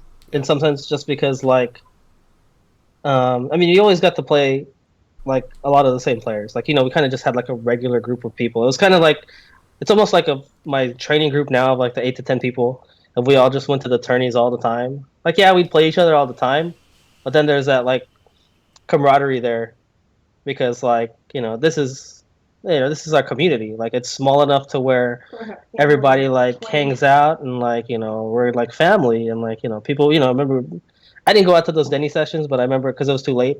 Yeah. But I remember seeing the pictures and like everybody's going out to Denny's and hanging out. You guys are doing stuff outside of fighting games and hanging out in that sense. I mean, I have some of that with some of the people here. Yeah. And like it's just come with time more than anything else. So it's been, I think that's probably one of the biggest things. I don't know, in terms of AKG. I don't know. Other than that, I think that's probably the one thing that stuck with me the most. It was just like that's why I represent you guys up to now. And like people have been like, "Oh, how long have you been living here?" It's like, "Oh, I've been here 4 years, but I'll still rep Alaska. Like, I'm gonna register for Evo with Alaska because I don't want to play against you guys." Yeah. That kind of thing. Yep. But, I mean, again, that's more just like a financial thing and just like a personal thing. Like, if I'm gonna play, not anything against any of the Arizona players. Yeah. Like, I've made good friends here, Yep. but my roots are in AKG, and I don't know if I'd still be playing if it wasn't for what started there. Yeah. All those DPs, salt, adobo, and all that other good stuff that happens in AKG. Yeah, so now it's just like I don't know. I think it's kind of nice too because it's like now for me, like Evo in 2011 was my first vacation by myself, and it was just like I remember initially people from work, even my parents were like, "What the hell are you going to Vegas for?" Like my parents thought I was playing poker at first because I said I was going to go play a game, and then when they found out I was playing video games, they were like, "Oh, what? You're going for what? A video tournament?" Just like, yeah. And then their mind kind of changed because they thought I was like gambling, and playing poker. Yeah. And like even my coworkers, they couldn't wrap my mind or their minds around me going to go to Vegas to go play in a video game tournament. And when I got down here, there's some more established. I didn't really have to talk to people about that, and I guess in that sense. Yeah. But there's still going to be people out there that are like, "What? You're going to Vegas for what?" Yeah. But It's like people don't like my philosophy when I go to Evo. When I go to Evo, I do rep AKG, but I don't see anybody. If we're eating, that's when you guys see me. When we're not eating, I'm hunting people. I don't care who, as long as they're better than me, I'm gonna stalk them. I'm gonna play them, and I'm gonna get better. And then I can hang out with AKG again, Yeah. But some people say that I miss out a lot on the experience that they have. Yeah. I'm like, dude, I got so good though. Yeah. I hear you. Well, I mean, Yeah. if I was still in Alaska, I mean, yeah, I could definitely understand where you're coming from with that because you're gonna come back and like, yeah, you can hang out with those guys again. Yeah, it's not in Vegas, but for you, you're at Evo for the game, for the tournament and to improve into all that stuff because that's your one opportunity to play against people from all over the world. Yep. You know what I mean? Like you come back to Alaska and it's like, all right, now I'm back to playing all these people that are here. Yeah. Like you don't get that opportunity. So like I can respect that. Your mentality completely. That makes a lot of sense. Because I mean that's what I tell people too. Is like use that time to play casuals against people. Yep. That you might not see. You might meet somebody in Texas, and the next time you go to Texas, you're gonna be like, yeah, that's that guy I played at Evo in 2014. For like 45 minutes. Yeah. Like it sticks with you. Like FGC is family. Like whether that's your local community or people just like in general. Like Yeah. Like you make lifelong friends from just sitting down, sharing a game with somebody, maybe eventually sharing a meal together. But just the the competitive spirit kind of brings people together. yeah, I mean this is the competitive part, and then like it's also a matter of like you're hanging around people with a common interest. Yeah. So it's like naturally you're going to gravitate to people that have the same interest in you, especially like in a hobby competitive type thing like this. Like I never played organized sports, but I know people that have played on basketball teams and like they're buddies with those guys for the rest of their lives because like they had a couple seasons of experience or years of high school playing with each other basketball and like that's their connection to each other. Yeah. So I mean in FGC it's the same kind of thing, like you have that. Well, this is the guy that I used to play Street Fighter 4 with and used to beat me all the time, and this is the guy that I used to play this game with. Yeah. Yeah, so it's definitely something cool for me. Like, yeah. And my point was just for me, Evo's become this like a family AKG reunion type thing. Yep. Because I'll make it 1 year, bro. yeah, for me, like for me, that's the one time in the year when I get to see not everybody from AKG, like like you and some others haven't been able to come down, but Yeah. I get to see like 20, 30 of you guys come down, meet half of them, well, pretty much I probably know everybody now, Yeah. but I get to see old faces and then meet some new people that that have joined the community and just like see me post inside the inside the group. Yep. And like they're just like, who's this guy? Oh, that's the guy that I guess me and Mary are known as the one that do the shirt stuff now. Yeah. Like, oh yeah, that's the ones that organize the shirts and stuff, and like Yeah. It's still a big part of the community, even though you guys are so far away. Yeah, you guys will always be AKG, dude. So, yeah. If I had the means, yeah, I'd probably visit once a year just for whatever reason, but it's just more, Yeah. Even once every other year would be nice. Yeah. Yeah, no, that'd be nice too. Like, I wouldn't mind doing that, but again, it's difficult too because like, yeah, it's real easy to take like vacations and date and weekend trips and stuff like that here, especially since you can drive. Yeah. Yeah, bro. I think we will have to continue the rest next time. I'm pretty much out of juice now. Yeah, same here. I need to.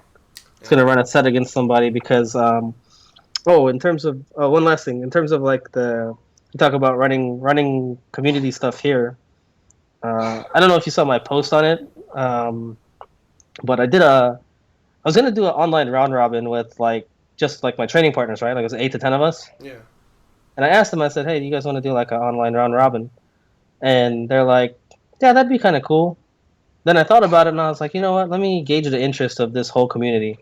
And I posted a poll in the AZ group, and about 80 people responded. And I was like, holy shit. I was like, a lot of people want to play. Like, they're interested in this. So what I did is I set up a 64-player bracket, or a 64-player round robin pools. And at first, people thought I was going to do, 64 round robins. Like, everybody was going to play each other. And I'm just like, no, you guys are freaking crazy. I was like, that's going to take like 2 months, if longer. Like, we can't do that. History. Yeah, so I was like, no, I'm going to split it up into pools. And I did 8 pools of 8 people. And I did one qualifier out of each pool into a playoff. Yeah. Because ever since we started the playoffs in AKG, like that's something that I wanted to do here, but it's just it's just not something that's caught on. Like I brought it up to a couple of the TOs, and it's just not they're happy doing the traditional. We'll give points and then like cumulative points, and that's it. And that's fine. I respect that. That's their thing to run. So for my event, I was like, you know what? We're gonna do one qualifier. We're going into the top 8 playoff, and single elimination, and it's just gonna be like the NBA. Yep. So that's what I did, and for the most part, everybody participated. There was a few that were really hard to contact, and but once we kind of got everybody on board, it was. Let me see here. I'm trying to remember what the link was. Oh, actually, I did see this. Actually, I didn't see the details though. Yeah. But I saw Well, anyway, like we wrapped up. I got all the qualifiers set as of yesterday, or as of tonight, actually, about a few hours ago. A few people needed to wrap up their matches, and then I had to close things out, so I set the rest of them to tie because they're kind of inconsequential in terms of the final. Yeah. So what I have now is we're actually going to run this tomorrow, and I'll send you the link here.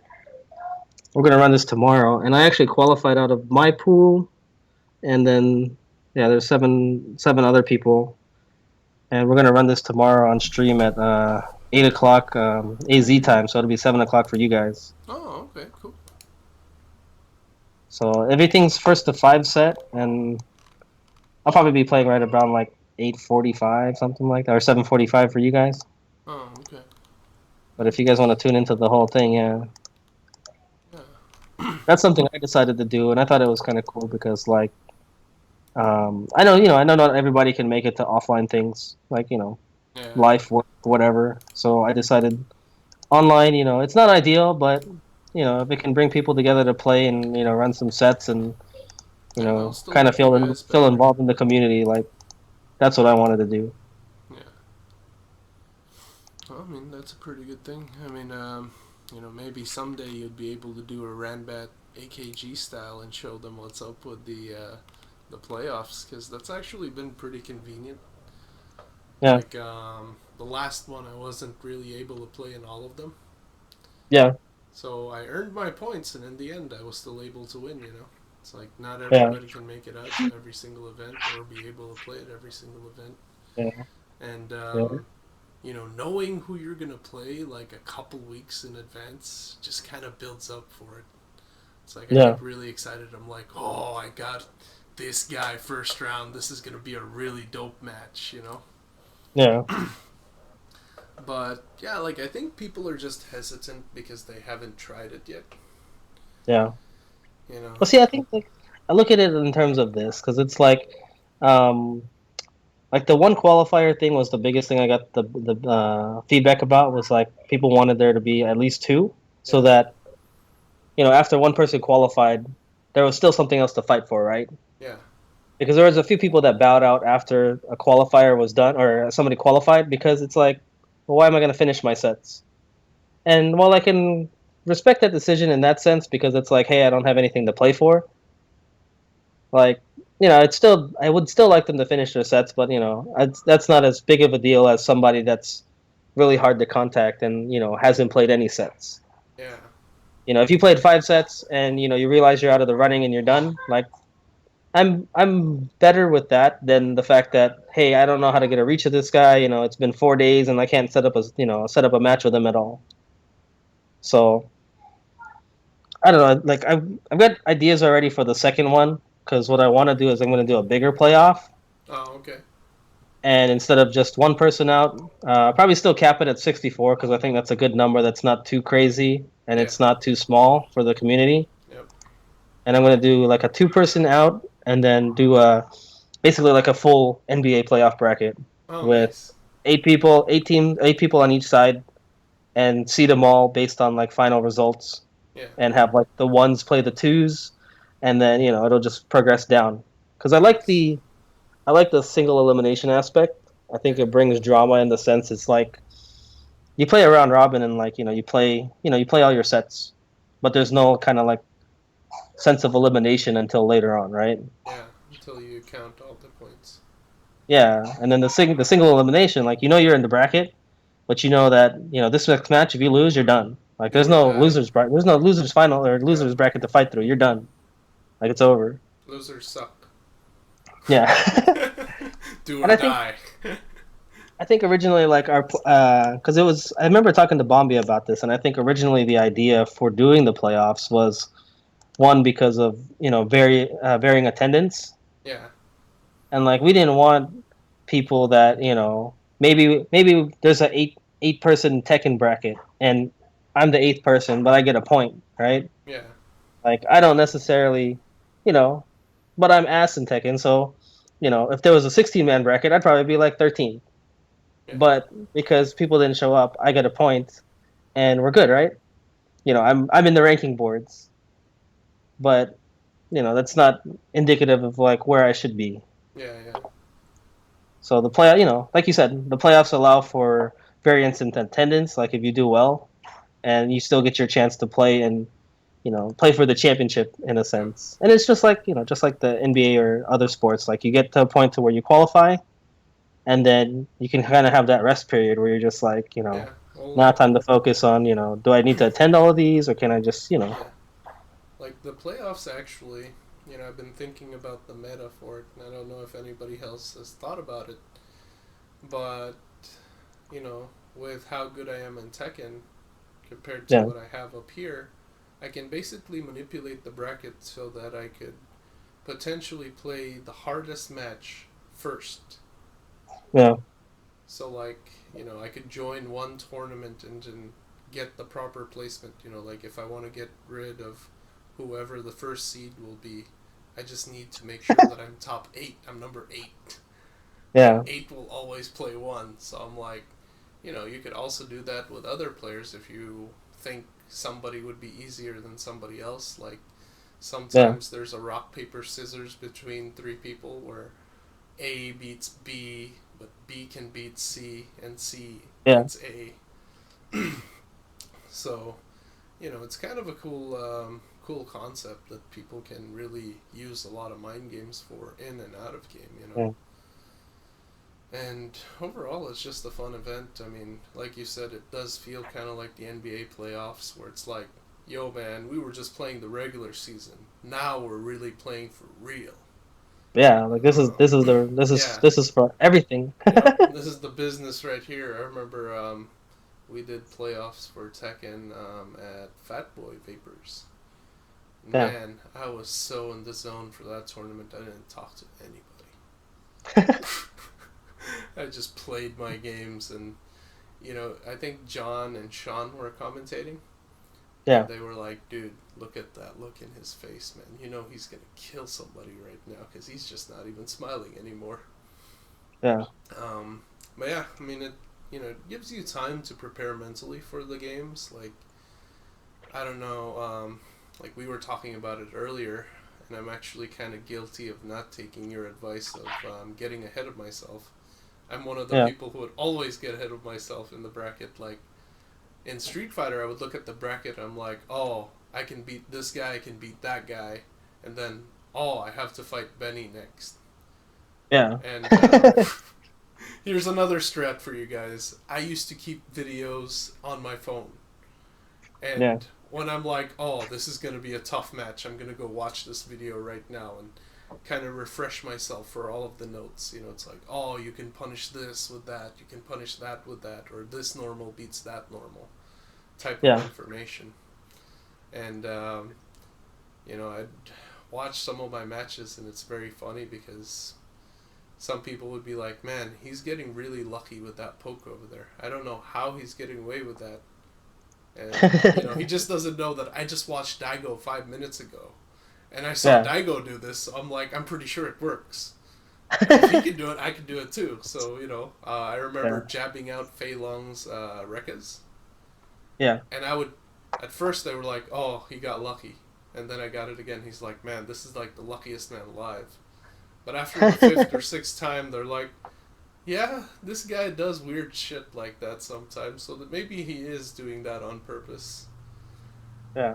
So yeah, it's like I'd always get ahead of myself looking at the brackets, and I forgot, what were we discussing before this? I was just talking in terms of the playoffs, getting prepped for the playoffs. Oh yeah, the matchup. So like, when there's playoffs, dude, you can watch whole matches. Like, if it was me and you in a bracket and we had to fight each other first, I'm gonna watch all of our videos, dude, even that crappy one. The one where, that first video that we got, I'm gonna watch that too. I'm gonna try to get every bit of information that I can get on you before I want to play you. Yeah. And I think that would also kind of help, like, people level up. Like, say your first match is Neo. Yeah. It's like some people at this point would be like, oh, fuck that, I'm not showing up. It's like, that's wrong. Do all the homework you can. It doesn't matter if you win or lose, as long as you make sure that you learned something. Take something back with you. And, cramming before then could get you ready for it, but usually when I cram for something, like, when I'm going to EVO, it almost seems like I'm preparing myself not exactly for a test, but more of, like, I'm preparing myself for class. So like when you're playing a better player than yourself, it's like classes in session right now. This guy is going to show you all of your mistakes, all of your holes, all of the things that you should not do. Exactly. So, I think people should try to approach it with that type of mindset too. I mean, you can, like once you get enough experience playing people too, you'd be able to read them a lot easier. Yeah. And that's one of the things that I like doing. Whenever I have to get ready for matches, I'm like, I'm gonna watch every video on YouTube with your name on it. Yeah.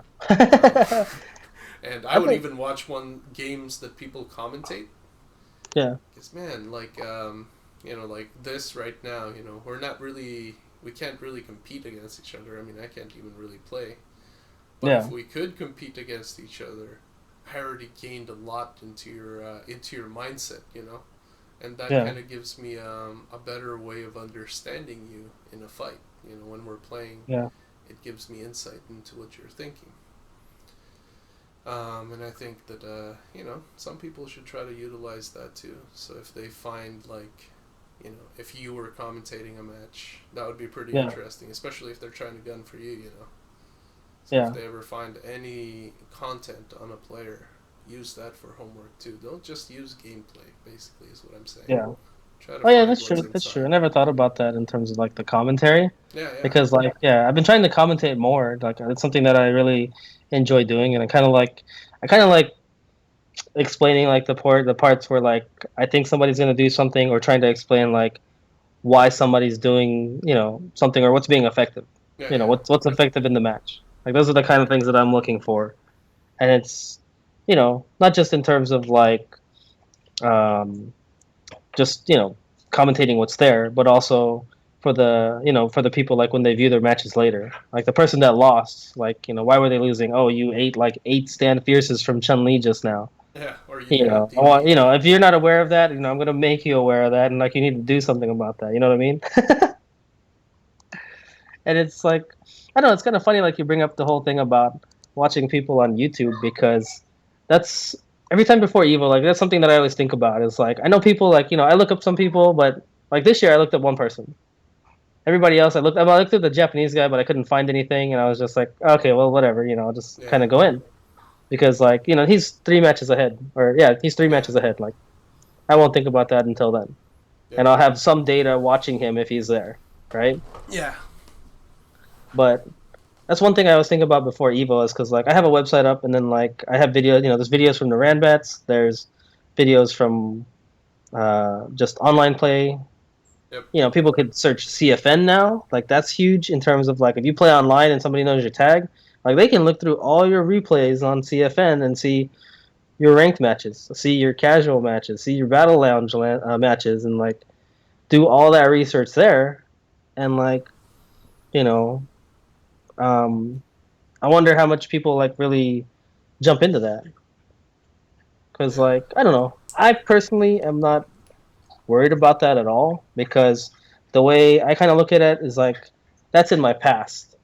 Like even if this ranked match is from yesterday and I'm playing in Evo tomorrow, or I'm playing in this tournament tomorrow, like that's in the past. Like there's might not be a huge variance in terms of like what changes between me now and then, but it's still, I look at it as I'm improving from that point. So if you're gonna look at my past footage and just think, hey, this guy does this all the time, this guy does this, like maybe that ends up being a crutch for you. But I mean, again, it goes to like what you said about studying people and tendencies and mind games and that kind of stuff. Like, do you use that to, you could use that to your advantage, and like, in some ways it could be a disadvantage, because like my tournament results, like I put him through Street Fighter 4 and some of Street Fighter 5. I haven't really caught up on it in like a few months, but somebody could look at my website and see my tournament results, and like, I haven't won anything.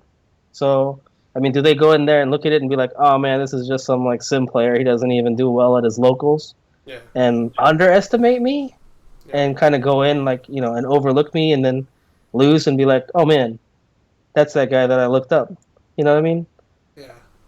So again, it goes both ways, and like, it's definitely. I like the thing you said about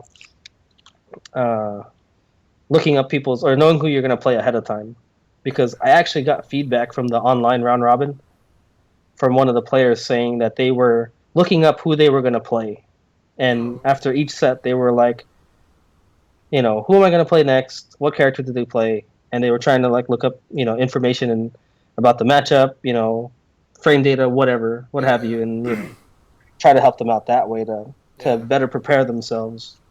But yeah, I mean, So that's a really good point. yeah, like people also have to keep in mind that, that like you brought up, they could study somebody, but some people could change a big amount in a day. Like something might have just clicked for you, and now you're Super Saiyan 4. You got black hair instead of gold hair, and they're like, "What the fuck do I do against that?" Yeah. Or you could change characters. Like it could even be that. Like they could be seeing Sim videos up from beta 3, and all of a sudden I'm just like, you know what, fuck Sim. Let me go play Nash now. And like they're like, oh yeah, I'm ready for Sim. I'm ready for Sim. Like I got all my data, and like character select comes, and they're like, wait, this guy plays Nash? Like what? Mind games. Actually, you know what? I should go do that. I should go on ranked and just let my rank plummet. Playing Birdie or something, and let people think I'm a Birdie main now. Well, I was actually just thinking about something like that, where it's like, oh yeah, I could just show them the video where I played really terrible. It's like, yeah, that's me, man. I got to play this pro. It's pretty cool, right? Yeah. They'll be watching it and they're like, oh, this motherfucker's random as hell. He knows combos, but he's random. And then they'll play me. It's like, wait, this guy knows how to press back? Yeah. So yeah, I mean, it can definitely work both ways. So people really need to be able to adapt. Like, if they're already looking up who they're fighting, they better be ready. It's like, you might have a base for this, but you never really know what's going to happen. I often tell people that no plan survives the battlefield. Like, that's my excuse for my tournaments, by the way. Well, they'll change. I planned on starting at 4. That's what the fighters say too. Like, you can train all you want, but once you get in the ring, like everything changes. Like once you get punched, it's just like, oh, this is a whole different feeling. But yeah. So yeah, bro, I think we should cut it there before we go another 2 hours. A good talk, man. That was fun. It was really awesome. Like I said, you're gonna have to come back again eventually. Next time we'll have 2v2, you and Mary, and I'll have somebody sitting on the couch with me. Today, I kind of wanted to play a little bit with the format of the podcast. Yeah. Like, somebody gave me the idea of like, dude, why don't you try doing it by yourself? And I'm like, man, that's kind of scary. And then they're like, well, I looked at the schedule, and this was actually brought back since episode 3. Yeah. So the next person was Paolo. And, Paolo is extremely powerful in the realm of mix-ups. So I'm like, man, I need somebody to help me. Somebody who can counterbalance this, bring balance to the force. Yeah. Obviously, if anybody can bring balance to the force, it would be John. Yeah. Or just add more chaos to it. So yeah, I mean, it was pretty fun actually doing it solo. Like, the only thing that was difficult was the bathroom break. I was lucky to have one clip, so I'll have to remember, if I do this solo again, I'll have to have like 4 or 5 clips. Yeah, well, that's good. And the Skype thing works now too. Yeah. I mean, actually, I forgot to plug it at the beginning of the podcast, but me and John were actually on a different podcast. It's called Power Up Fighters. Yeah. It's run by Nathan Shields. Really dope dude. And basically, I kind of learned how to do this by doing that podcast with him. Nice.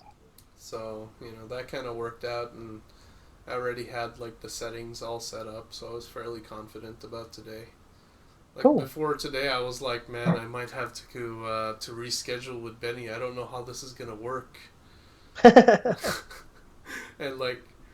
then when today happened, when I was setting up the stream, I'm like, wait, he's not gonna be sitting next to me. How do I do this? Yeah. And then I realized, I can just put another video, put it over here, do all that stuff. But yeah, it's been pretty fun experience though, man, and pretty fun catching up with you, dude. It's been too long. Yeah. Hopefully, I might have to get surgery on my neck before I'm able to actually play again. Oh man. So maybe 2-3 years down the road, bro. I'll make my return to Evo. And I'll finally get to have a reunion with you and the family. Yeah. Well, I'm hoping I can visit before 2 to 3 years. So Sounds good, bro. That would be great. yeah, that'll probably work out.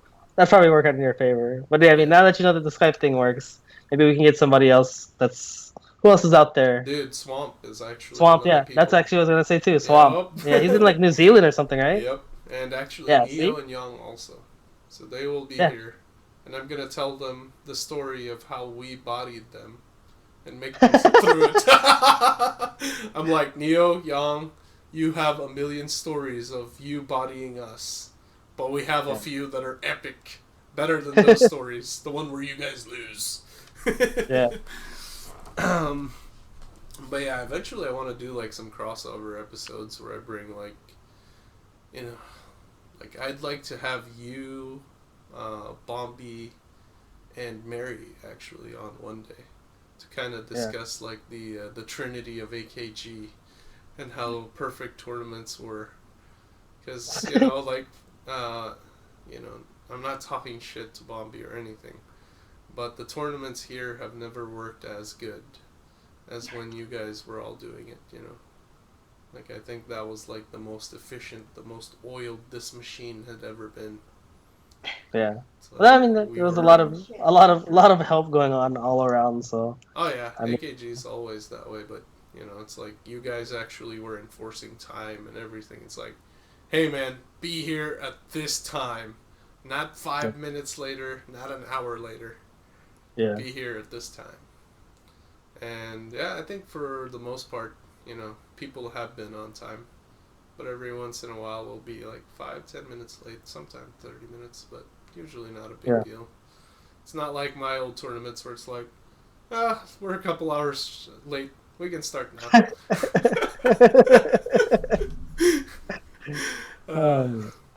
But yeah, bro, it's been a pleasure to have you. It's like I look forward to talking to you again soon. Let me sign off the Steam thing or the stream thing. So yeah, for those of you listening, you've had the pleasure and the honor of listening to one of AKG's legends, the Grandmaster himself. Actually, I forgot, bro. At the end of the show, we gotta throw some salt at somebody and do some banana sauce. I don't know if you've been listening to that part of the show yet. But basically, no, I don't think I've Okay. seen segments of it, but I don't know if I'm... salt goes to the, you know, like salty ass motherfuckers, people you're pissed off at. Like, I'm always pissed off at Capcom, so they always get salt from me. And then the banana sauce. This is actually a new legend in AKG. People found banana sauce here, and they're like, man, this is awesome.